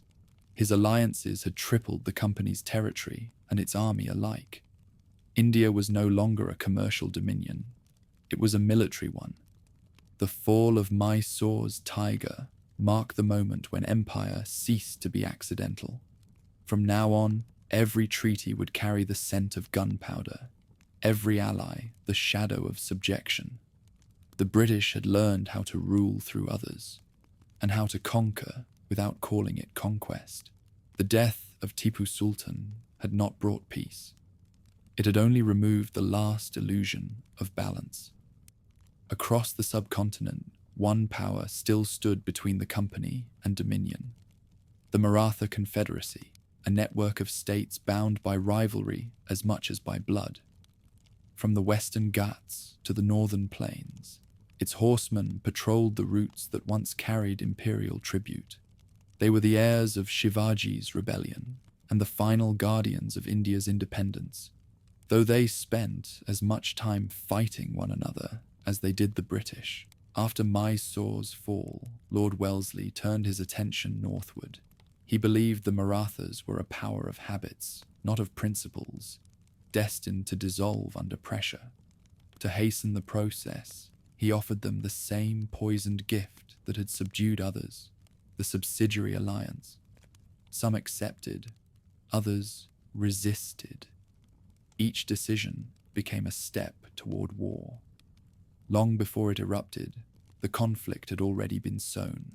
The First Anglo-Maratha War in the 1770s had ended without victory, a draw sealed by the Treaty of Salbai, which restored a fragile equilibrium. But equilibrium is not peace. By 1800, that treaty was a relic. The Maratha chiefs had grown powerful, but divided. The Peshwa Baji Rao II, ruler at Pune, faced rebellion within his own capital from the warlike Holkar clan. When his palace was stormed and he fled in panic, he turned for help to the one power his ancestors had vowed never to trust. The British received him with ceremony and calculation. Under the Treaty of Bassein in 1802, Baji Rao accepted a permanent British garrison near his capital and surrendered control of his foreign affairs. It was the end of Maratha autonomy disguised as protection. To his fellow chiefs, Scindia, Holkar, Bhonsle, Gaikwad, the act was treason. The Confederacy fractured. War was inevitable. In 1803, the Second Anglo-Maratha War erupted like a storm. Wellesley had planned it with precision. Twin campaigns, one led by General Arthur Wellesley in the Deccan, the other by General Lake advancing from Bengal toward the north. For the first time, the company's armies moved like instruments of a single will. Arthur Wellesley, still in his 30s, commanded with a discipline rare even among professionals. His troops marched through dust and heat, crossing rivers under fire, assaulting fortresses with grim efficiency. At Asai, a village between two streams, he faced a force more than twice his size. Maratha infantry drilled by European officers, artillery that outnumbered his own. The battle raged for hours in smoke and dust so thick that orders were carried by trumpet alone. When it ended, thousands lay dead, and Wellesley's horse was shot beneath him. He called it the bloodiest fight I ever saw. Victory at Assaye opened the road to the Deccan, and with it, a legend that would one day carry him to Waterloo. Meanwhile, to the north, General Lake advanced toward Delhi, where the ghost of Mughal authority still flickered. At Laswari, his columns smashed Scindia's armies and took the old imperial capital. The last emperor, Shah Alam II, half blind and weary, greeted the British as his protectors. He was led into the Red Fort beneath their flag. In that moment, the fiction of Mughal sovereignty ended. The company had inherited the body of empire itself. The treaties of Surji Ajungan and Deogan followed, stripping the Marathas of territory and revenue. Scindia retained his name, but not his power. The Bhonsles lost Berar. The Peshwa remained a client in all but title. Yet the Confederacy endured in fragments, restless, suspicious, proud. The British, eager to consolidate, built residencies in their capitals, posted officers who acted as advisors but ruled in fact. For a few years, the arrangement held. Calcutta celebrated its peace. London counted its dividends. But the Marathas had not forgotten who they were. When new wars erupted in Europe, the company's armies were stretched thin. The princes saw an opening. In 1817, the British campaign against the Pindaris, bands of irregular raiders sheltering in central India, became the spark for the Third Anglo-Maratha War. The Pindaris were more symptom than cause. The real question was whether the Marathas would accept the company's permanent dominance. They did not. Baji Rao II, Scindia, Holkar, and the Bhonsles hesitated between rebellion and submission. Some signed treaties under duress, others took up arms. The rebellion spread like fire through the Deccan. At Kirki, near Pune, British troops fought under the walls of their own residency. At Nagpur, the Bhonsles' forces stormed the cantonment before being driven back. Across the heartland, cavalry clashed with cannon, the old order's speed against the new order's discipline. In the central plains, the campaign was led by Sir Thomas Hyslop and General John Malcolm, men trained in Wellesley's tradition. Efficient, unsentimental, and relentless. City after city fell. At Mahidpur, the Holkar army broke under artillery fire. At Satara, the Peshwa fled. At Kopargaon, his standards were burned. By 1818, the war was over. Baji Rao surrendered to the company's officers with quiet dignity, accepting a pension and a palace far from his capital. The last independent power of India had ceased to exist. What followed was not the exultation of victory, but the cold rhythm of administration. The Maratha dominions were parcelled into districts, each governed by a collector with a quill instead of a sword. New roads linked cantonments. Postal runners carried orders between forts. And the map of India began to resemble a grid, precise, efficient, alien. For the Indian princes who survived, the new order was both protection and imprisonment. Scindia of Gwalior, Holkar of Indore, and the Gaikwad of Baroda remained on their thrones, but under the watchful gaze of British residents. Their courts glittered with ceremony, but not with power. The company had learned from its wars how to rule through hierarchy. One sovereign in London, one governor-general in Calcutta, and a dozen kings beneath them, each a polished mirror reflecting imperial light. When the guns finally fell silent, India was no longer a mosaic of rival states, but a pattern designed from abroad. The company's armies garrisoned the plains, its political officers dictated alliances, its surveyors measured rivers and fields as if to write the land into obedience. From Delhi to Bombay, from the Vindhyas to the coast, the British flag rose above citadels built by others. Still, among those who remembered the old world, the courtiers, soldiers, and scribes displaced by the new, the silence felt like mourning. The horsemen who had once thundered across the Deccan were gone. Their descendants watched trains of camels carrying payrolls instead of plunder. The Maratha banners that had frightened emperors now hung as trophies in Calcutta's council halls. When word of the victory reached England, Parliament praised Wellesley's system as genius, a design that had tamed a continent. Few paused to ask what it meant for the people who lived within it. The British Empire in India had found its shape. Rule by treaty, war by regulation, conquest disguised as order. Somewhere in that transformation, the spirit that had resisted at Mysore, Delhi, and Pune was folded into a quiet, watchful endurance, waiting for the next storm. Peace seldom rests long upon conquest. Once the Marathas were subdued, the company's frontier crept outward like a shadow at dusk. Its officers spoke of stability, its maps spoke of appetite. Beyond the settled plains of India lay deserts, rivers, and mountains that no clerk could yet quantify. The lands of Sindh and the Punjab, where new rulers had carved states from the wreckage of empire.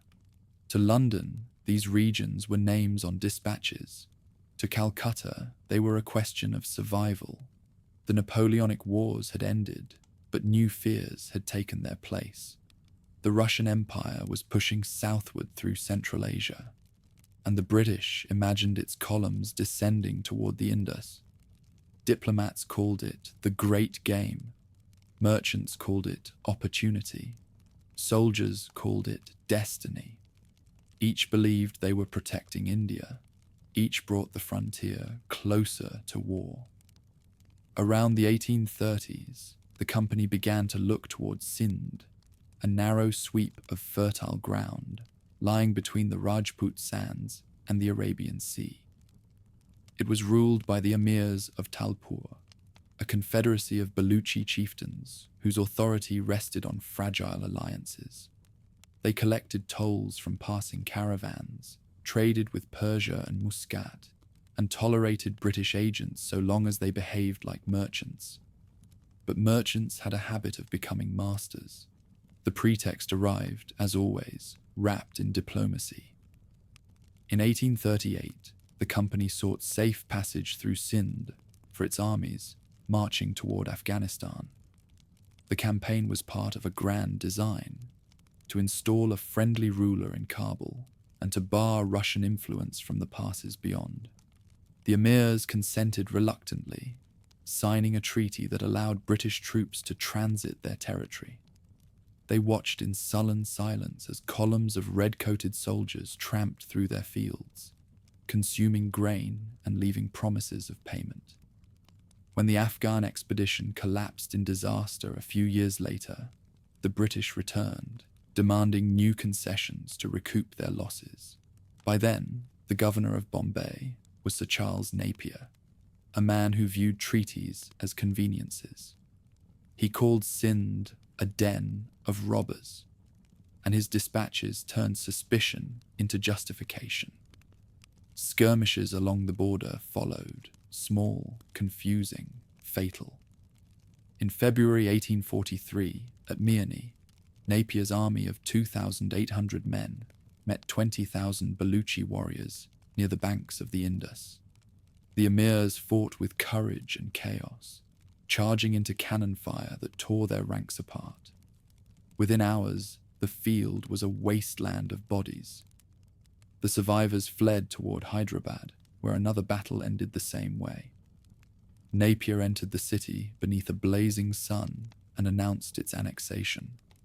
"We have no right to seize Sindh," he wrote in his journal, "yet we shall do it, and a very advantageous, useful, humane piece of rascality it will be." His superiors in London chose to quote only the second half. The province was declared part of the company's dominions. The Indus became a British river. While Sindh was being subdued, events farther north drew even greater caution. Beyond the Sutlej River lay the kingdom of the Punjab, ruled by Maharaja Ranjit Singh, the Lion of Lahore. His empire was a paradox, Sikh in faith, Mughal in splendor, European in organization. French and Italian officers drilled his infantry. His artillery rivaled anything in India.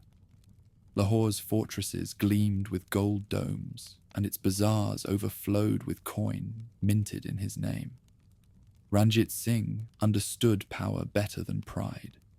He courted the company when it suited him, exchanged gifts, and signed the Treaty of Amritsar in 1809, fixing the Sutlej as the frontier between his realm and British territory. For 3 decades, he kept that peace. While the British consolidated Bengal and the Deccan, Ranjit forged unity in the northwest, conquering Kashmir, Peshawar, and Multan, and holding the Khyber Pass against Afghan raids. His kingdom became a buffer the British both feared and admired. But time obeys no treaty. Ranjit Singh died in 1839, and his empire began to unravel. Courtiers plotted, generals fought, and the once loyal Khalsa army grew restless, a disciplined force without a master. In Calcutta, officials watched the disintegration with a mixture of satisfaction and dread. "The Punjab cannot remain quiet," one of them wrote. "When it moves, we must move faster." Meanwhile, the company's engineers and surveyors were already tracing the lines of the future. Steamers tested the Indus waters. Depots sprang up along its banks. Experiments with railways and telegraphs began on the coasts. Small at first, but portentous. Calcutta's clerks spoke of connectivity.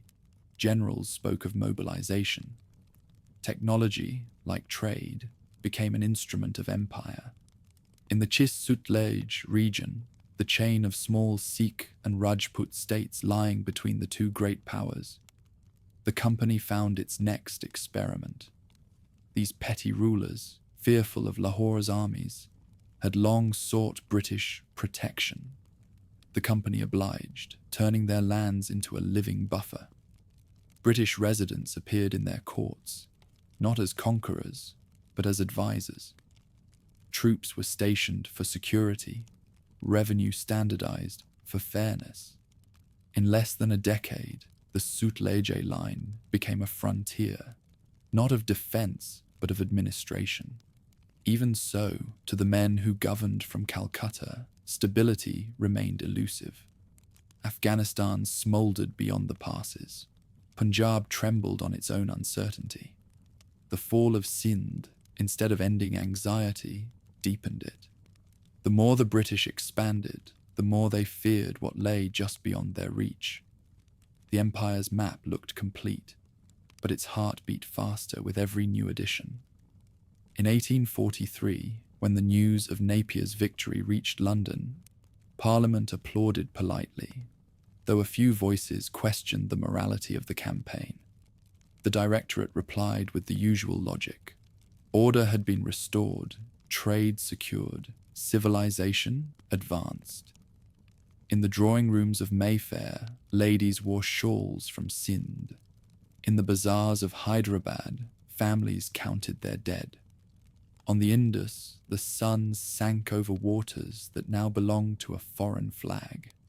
The boats that once carried Baluchi traders now ferried British troops upriver, their oars cutting ripples shaped like bayonets.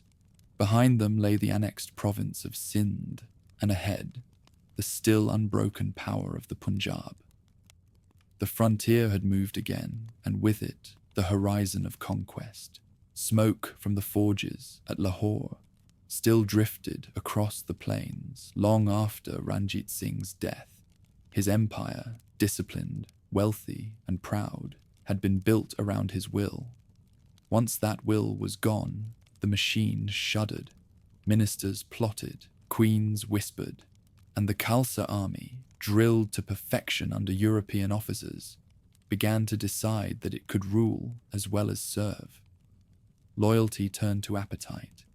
What Ranjit had united by charisma now splintered under suspicion. Far to the south, British administrators watched through spyglasses and reports. The Punjab stood between India and the mountains, the last unbroken realm outside company control. To the men at Calcutta, it was both shield and threat, strong enough to deter invasion, dangerous enough to tempt preemptive war. No one spoke the word annexation, but its syllables hung in every sentence. For a while, restraint prevailed. The company's officers stationed along the Sutlej River posed as neighbors, not conquerors. Trade caravans moved freely. Couriers carried polite letters, and engineers measured roads that led nowhere. Not yet. Inside the Punjab, meanwhile, the Khalsa grew restless. Pay was late, commanders corrupt, and the court a nest of rival factions. In the winter of 1845, discipline broke. Without clear orders, Sikh regiments crossed the Sutlej and entrenched themselves on British ground. Diplomacy collapsed before anyone could claim to have started the war. What followed was less a campaign than a collision of equals. At Mudki, the opening engagement, both sides fought through clouds of dust and fire. The Sikh gunners, veterans of Ranjit's wars, matched the company's artillery shot for shot. Neither army expected the other to yield. Night ended the battle before decision could. The next day's dawn brought Ferozesha. Here, under the choking December haze, two armies nearly annihilated one another. The British, outnumbered and half-starved, attacked fortified positions without coordination. The Sikhs counterattacked with savage precision. For 2 nights, the fields burned. Officers led from the front until their horses fell beneath them. Sepoys fought knee-deep in blood. By morning, the Sikh lines withdrew, not routed, simply exhausted. Harding's dispatch to Calcutta called it victory. His private diary called it survival. Between the armies lay weeks of uneasy stalemate. The Sikhs regrouped north of the river. The British replenished their ranks. Neither trusted the other's truce. When spring came, the fields of the Punjab were already scorched by artillery fire. Aliwal and Sobraon decided the matter. At Sobraon, the Khalsa army fortified an immense camp behind entrenchments and a bridge of boats spanning the river. They fought until the bridge broke beneath them. Thousands drowned where they stood rather than surrender. Observers said the Sutlej ran red for miles. Lahore did not resist.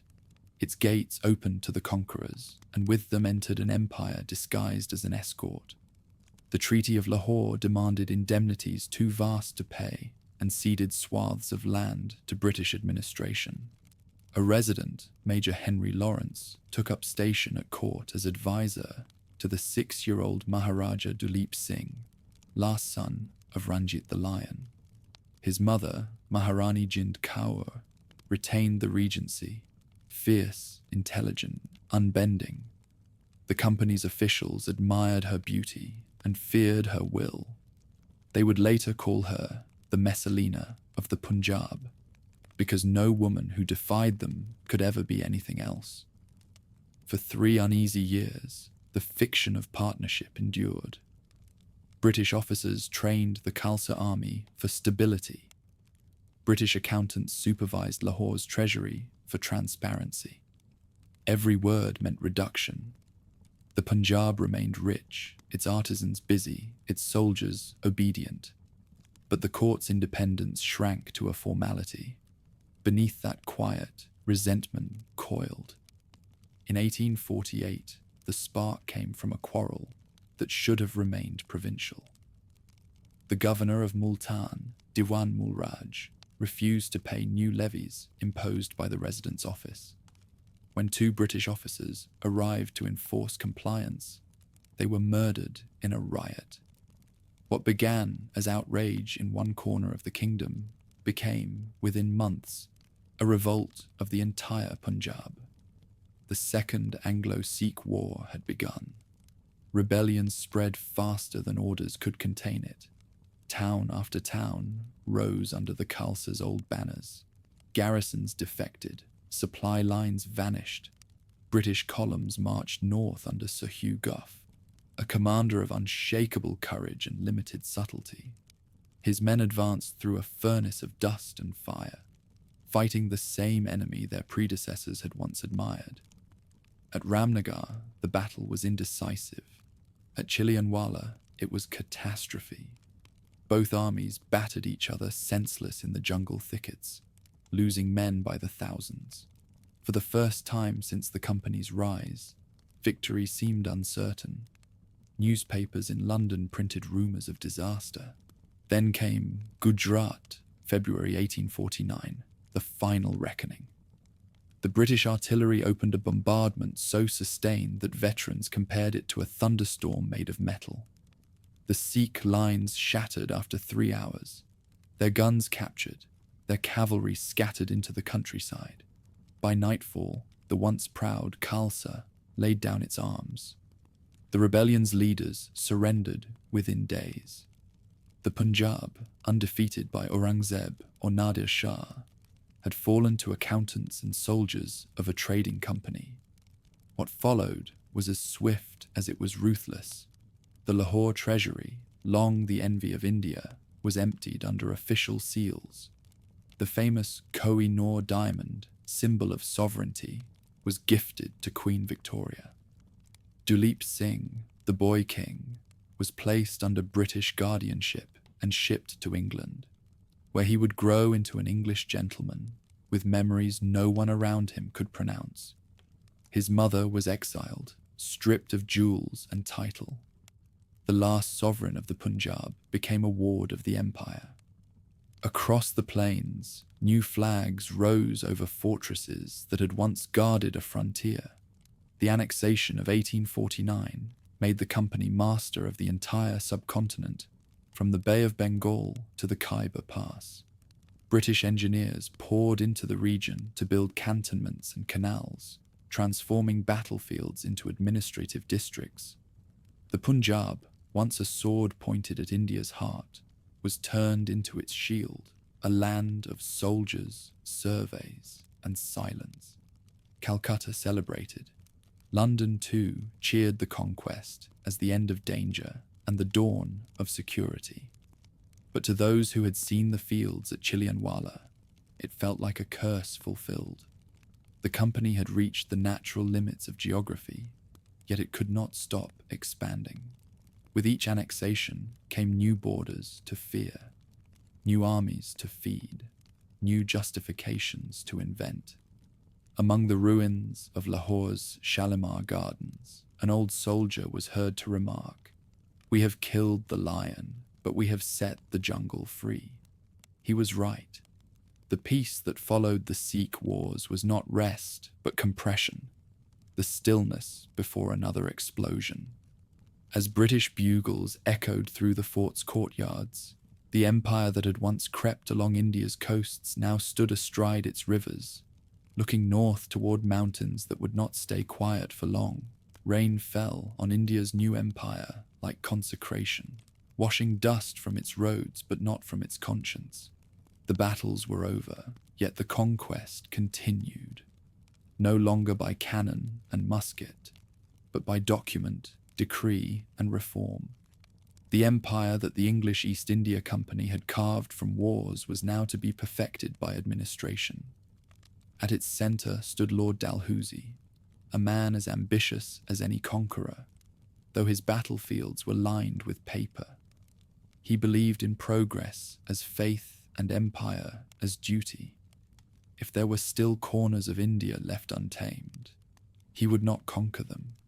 He would improve them until resistance itself seemed obsolete. Dalhousie arrived in 1848, young, austere, and unshakably certain. His dispatches spoke of order, efficiency, civilization, words that would soon become synonyms for annexation. The doctrine of Lapse, drafted under his direction, was the instrument of this new conquest.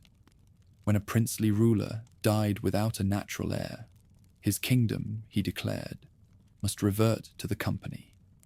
Adoption, a sacred tradition in Hindu law, no longer counted. Sentiment was no substitute for legality. This was not presented as aggression. It was good government. British pamphlets described it as a kindness to the governed, a release from native decay. But across India, courtiers and kings read the doctrine as a death sentence written in legal ink. Satara was the first to fall in 1848. Jhansi followed in 1853, ruled by Rani Lakshmibai, whose intelligence and composure could not soften the final verdict. Nagpur was absorbed the same year, its treasury sealed before the late ruler's pyre had cooled. Even Baghat and Sambalpur, small hill principalities barely visible on a map, were swallowed in the name of reform. Each proclamation was read aloud to the accompaniment of military bands and followed by silence, a kingdom erased without a shot fired. Dalhousie saw no contradiction between conquest and conscience.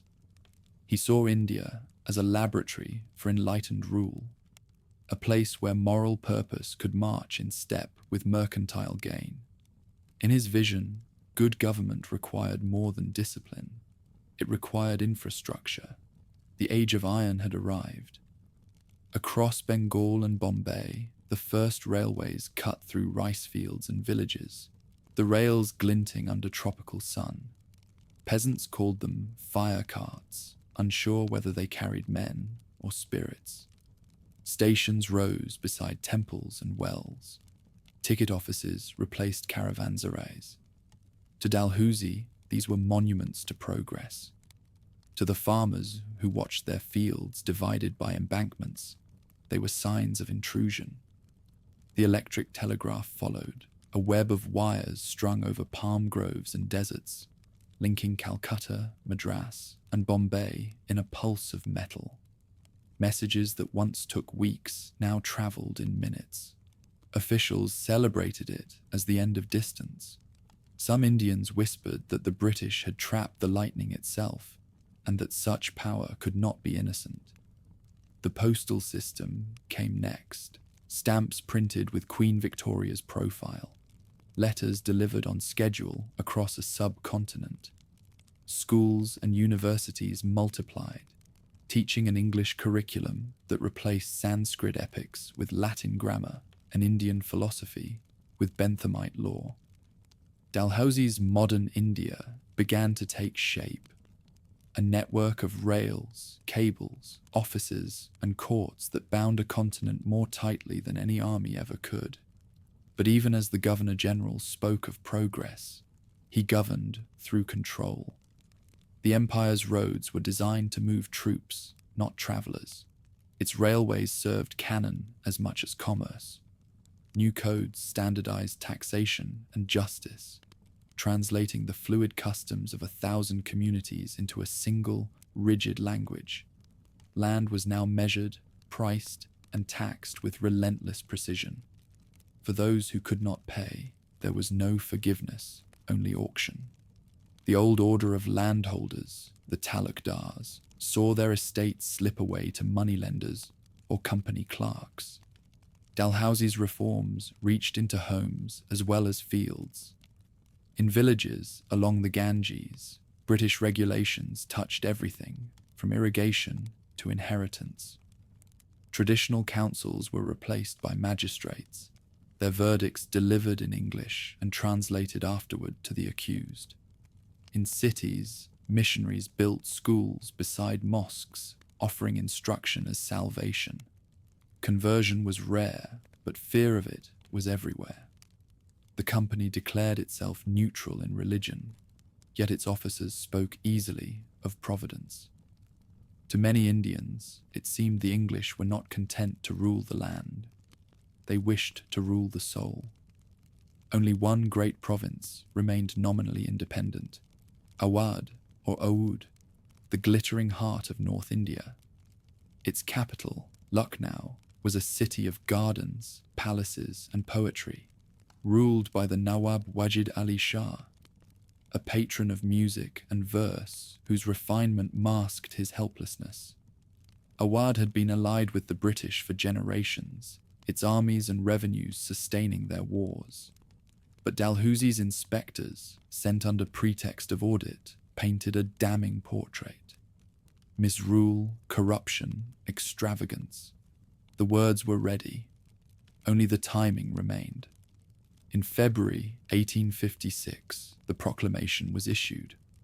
Awadh was annexed in the interests of good governance. The Nawab was deposed, granted a pension, and escorted away by his own guards. His courtiers were dismissed, his army disbanded, his treasury confiscated. Lucknow's people lined the streets as he departed in tears. "I never sought power," he told them, "only peace and poetry." For the British, his removal marked the triumph of administration. For Awadh's soldiers, it marked betrayal. They had served the company faithfully. Now their homeland was gone. The annexation completed the lattice of empire from the Bay of Bengal to the Khyber. The company controlled every great river, every road, every port. Its army numbered more than 300,000 men, 3/4 of them Indian, led by officers who often knew little of their languages but everything of their drill. Cantonments rose outside every major city, rows of whitewashed barracks, parade grounds, chapels, and clubs where English life persisted behind walls. Around them sprawled bazaars that serviced the garrisons, tailors, cooks, and women, all living by the pulse of the regimental drum. Among the sepoys, unease began to stir. The new Enfield rifle, issued in limited numbers, required cartridges greased with animal fat. Some said beef, others pork. Both rumors struck at faith. Officers laughed off the concerns as superstition. The soldiers whispered that this was deliberate pollution, a test of obedience to foreign gods. The rumor spread faster than any order could contain it. Even those untouched by the army felt the tremor. Dispossessed nobles, ruined landlords, and impoverished artisans formed the quiet chorus of discontent. The new economy had no place for their pride.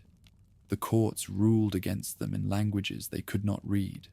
The railways carried strangers across lands they once ruled. The poets of Awadh began to write elegies for kingdoms that no longer existed. "The garden has not withered," one wrote, "but the gardener has gone blind." Dalhousie, meanwhile, governed from Calcutta with charts and statistics. He saw famine declining, trade increasing, and the revenue books balanced. His letters home glowed with certainty. "India has never been so tranquil," he wrote in 1856. He meant it sincerely. But beneath that tranquil surface, tension coiled like a spring. The same railways that moved trade could also move troops. The same telegraph that carried orders could carry panic. Villagers saw officials measuring land where their ancestors had prayed. Sepoys saw chaplains where priests once blessed. Progress had turned from wonder to threat. When Dalhousie finally left India, sick and exhausted, he believed he had completed the work of empire. He had built a system so efficient it could almost govern itself. What he did not see, what no one yet saw, was that he had also built the conditions of its rebellion. The empire he left behind glittered with order and confidence. Railways hummed, telegraphs sang, cantonments gleamed white against the dust. Yet in the villages of Awadh, men spoke in whispers. In barracks at Meerut and Barrackpore, soldiers prayed with unease. The company had tightened its net so thoroughly that it could not feel the tremor building beneath it. When the first spark came, it would find the air already dry. Winter of 1857 brought strange murmurs to India's barracks. At Barrackpore, Meerut, and Ambala, sepoys whispered about the new Enfield rifle, its cartridge rumoured to be greased with fat from cows and pigs. The official orders said nothing of it, but gossip needed no proof.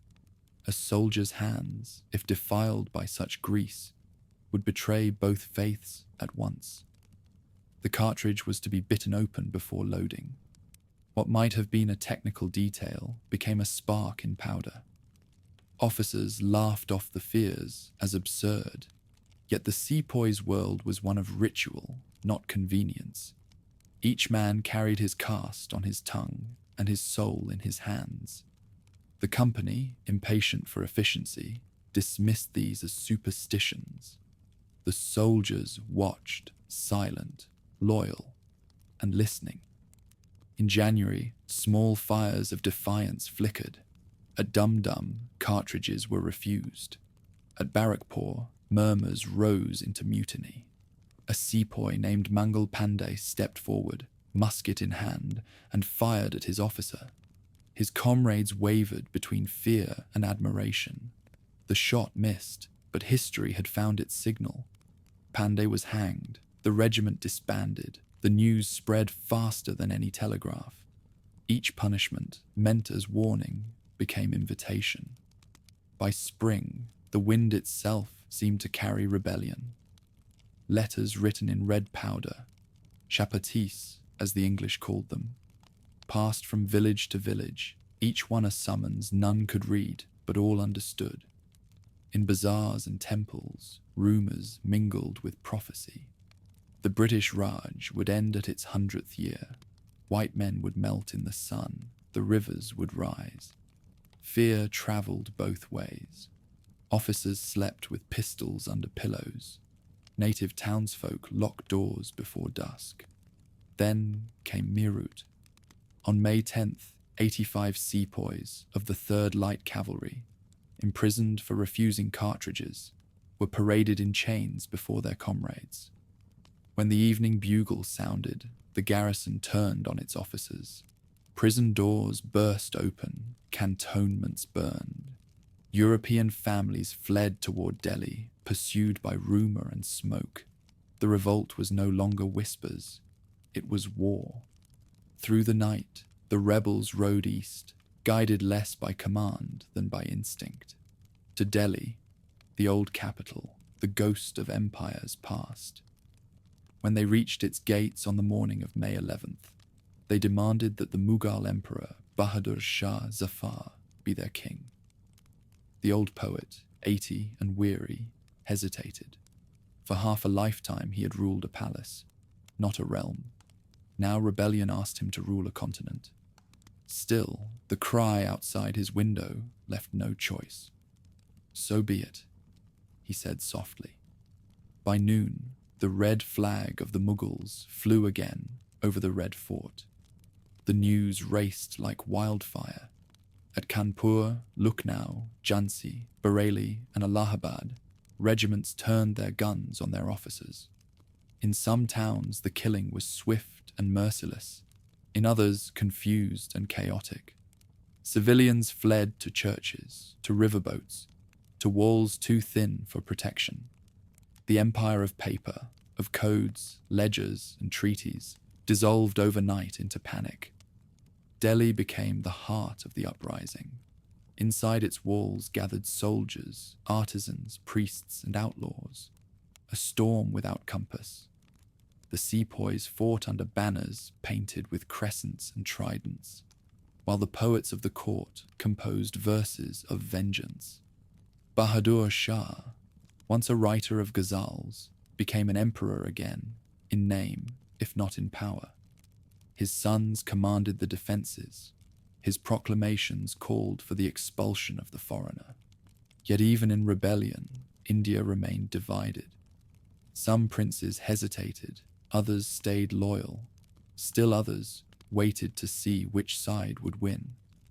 To the south, in Kanpur, the sepoys proclaimed Nana Sahib, the adopted son of the deposed Maratha Peshwa, as their leader. He promised justice for old wrongs, pensions denied, kingdoms stolen under the doctrine of Lapse. His words stirred men who had never seen a Peshwa's court, but remembered its name like a prayer. The siege of Kanpur began under the rising heat of June. Farther east, Lucknow braced for its own ordeal. Sir Henry Lawrence, the British resident, fortified the residency compound, gathering civilians and loyal soldiers behind makeshift walls. Outside, thousands of Awadh rebels surrounded the city, their drums echoing through the night. The siege would become legend, a struggle not of victory but endurance. In Jhansi, Rani Lakshmibai, widow of the annexed kingdom, watched events unfold with both fear and purpose. She had begged for her son's inheritance and been refused. Now rebellion offered a cruel kind of justice. When British troops approached, she raised her own banner. "We fight for our honor," she declared, "and for the land of our birth." Her riders took oath beside her palace walls. To the English, she would become the Jezebel of India. To her people, she would become freedom itself. Everywhere, the lines of loyalty blurred. Some sepoys guarded their officers, even as others shot theirs. Some villages sheltered fugitives, others betrayed them for bounty. The rebellion was not one war, but 100. Each fought for reasons that overlapped and collided.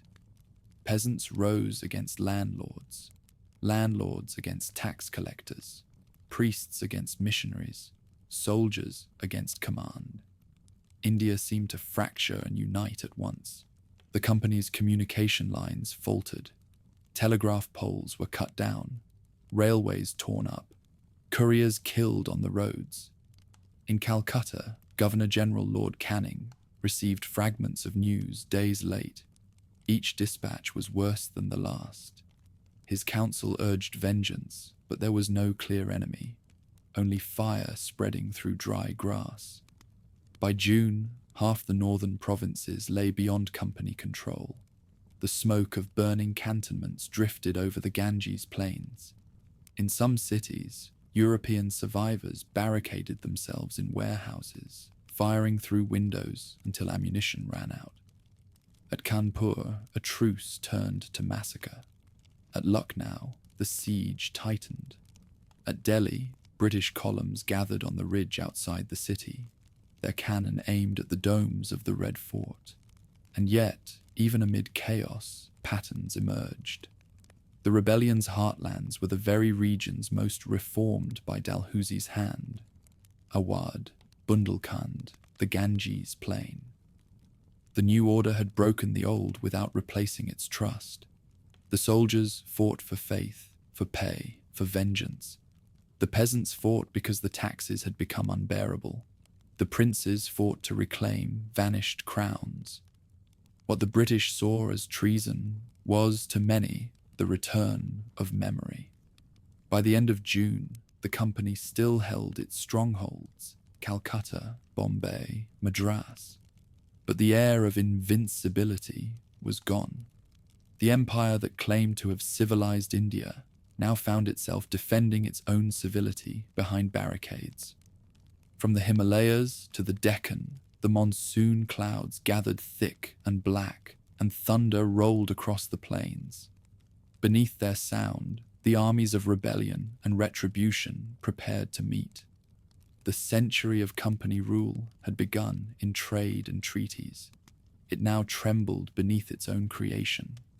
The fire had started in rumor and ritual, and by summer's end, it would burn through every illusion of control.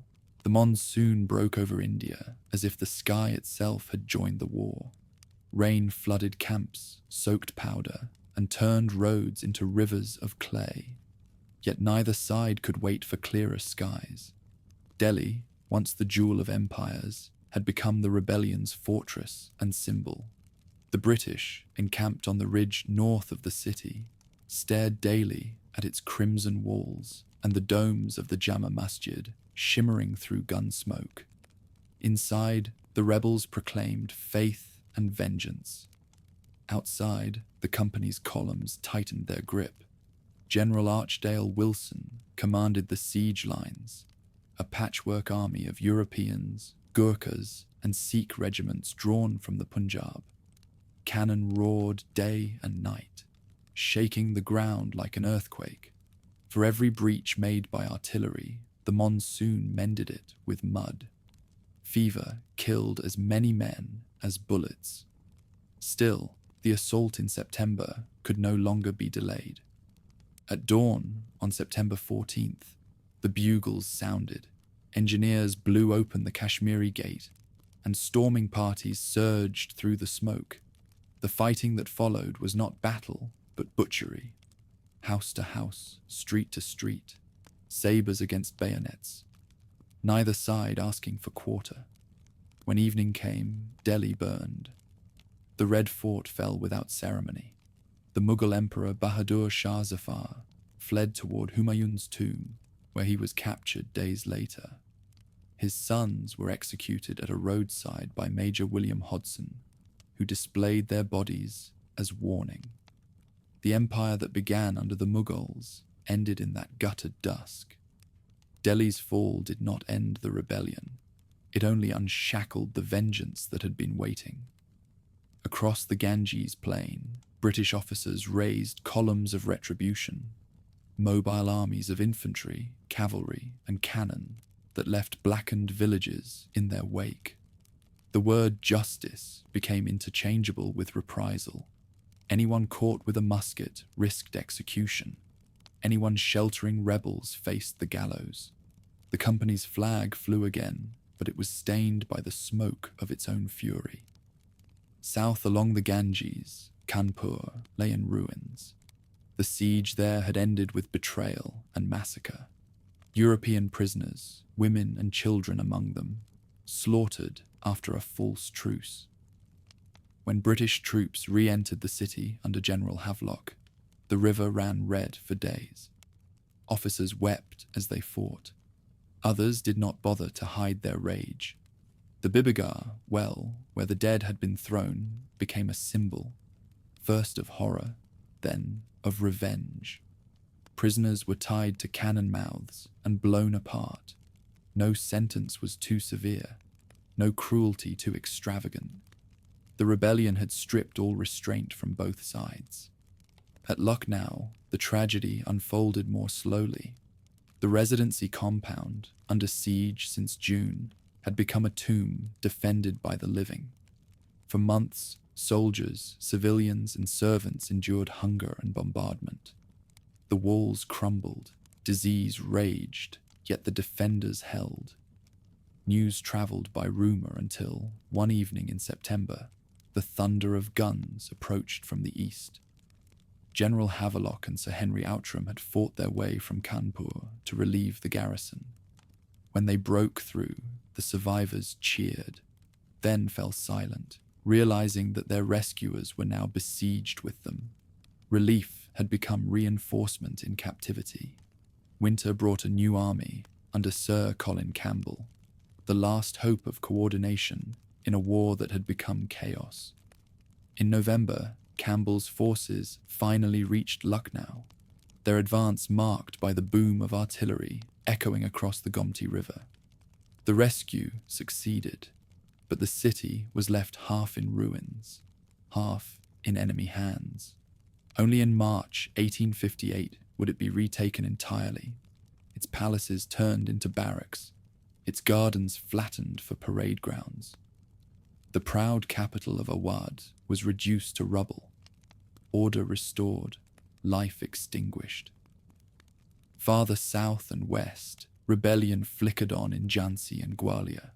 There rode Rani Lakshmibai, the widow queen who had once petitioned for her son's inheritance and been denied. Now she led her troops in armour, sword in hand, her presence both legend and defiance. Pursued by Sir Hugh Rose, she fought through Bundelkhand with a skill that astonished her pursuers. At Kalpi, her army was broken. At Gwalior, she fell in battle, shot through the chest as she charged a cannon.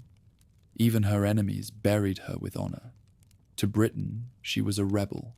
To India, she became the face of resistance, courage carved in fire. By summer of 1858, the rebellion's last flames burned in the plains of Bihar and the jungles of central India. Tantia Tope, Lakshmibai's ally, continued guerrilla war until captured and hanged. Columns under Campbell, Rose, and Hope Grant marched from province to province, crushing remnants that refused to vanish. The cost was staggering. Villages emptied, crops destroyed, thousands executed without trial.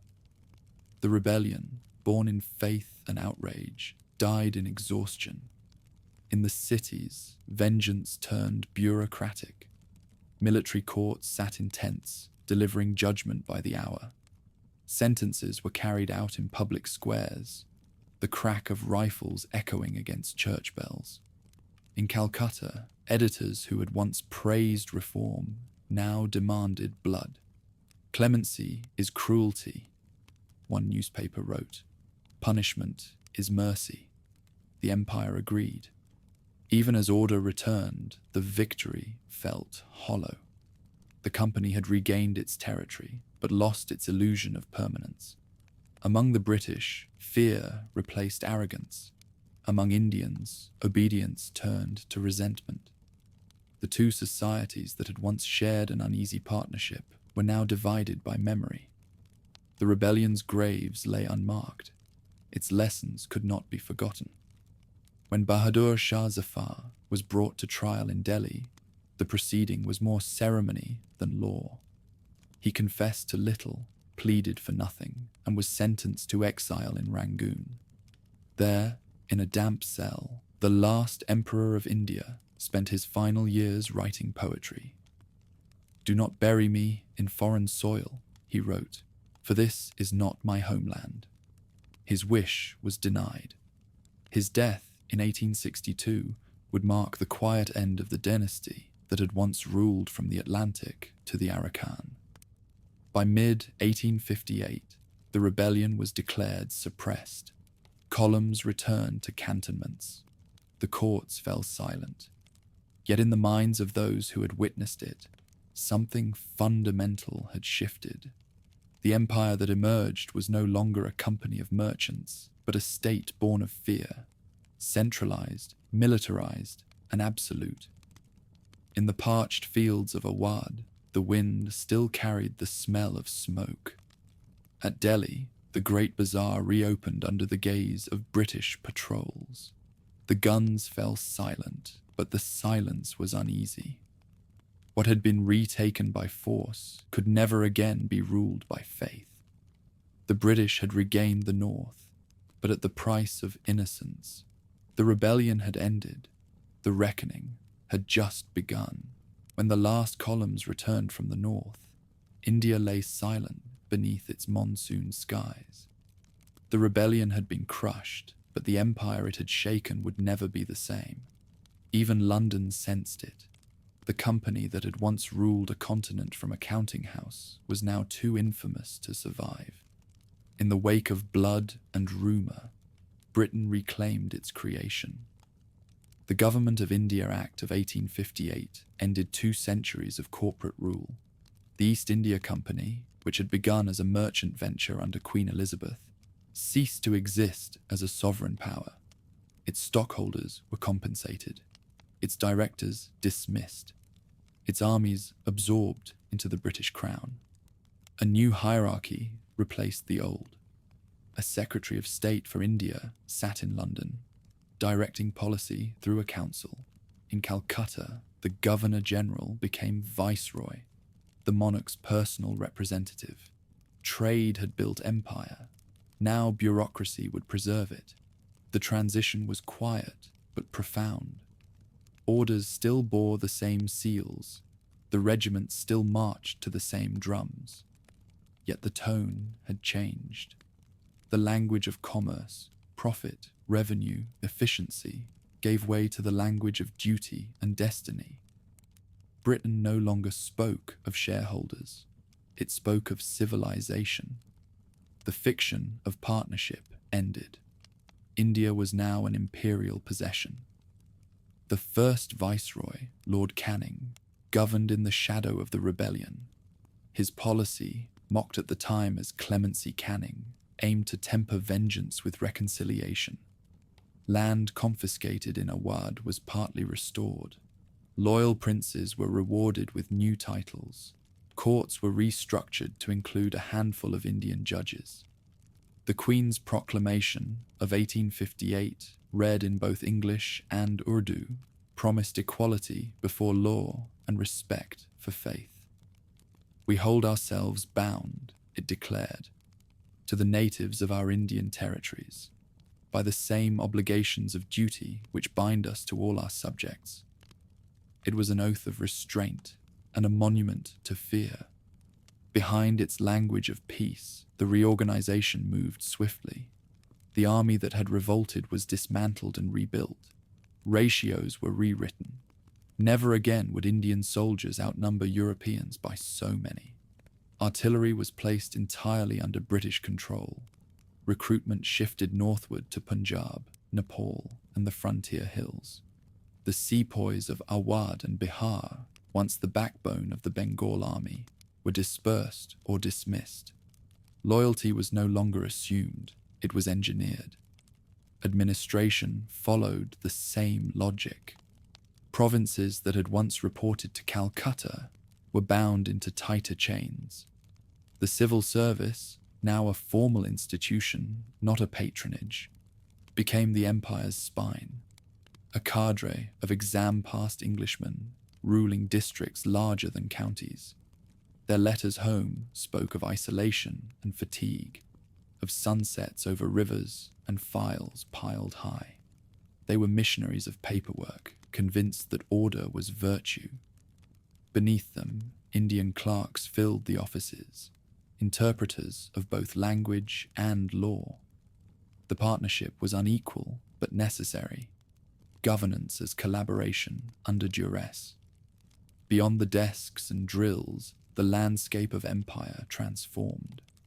The railway system, born of Dalhousie's vision, expanded in iron arcs that now linked Bombay to Delhi, Calcutta to Lahore. Telegraph lines crisscrossed the plains, binding provinces with invisible thread. What had been invention became infrastructure. What had been curiosity became control.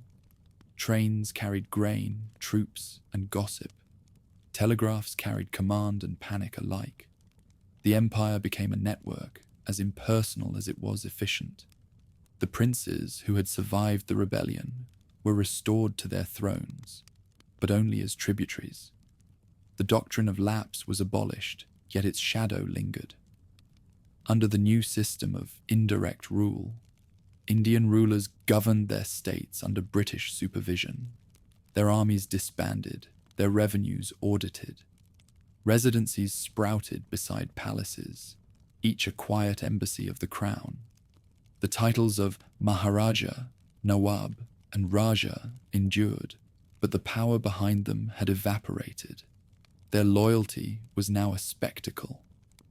On the frontier, the empire learned new habits of vigilance. Expeditions into the northwest frontier became routine.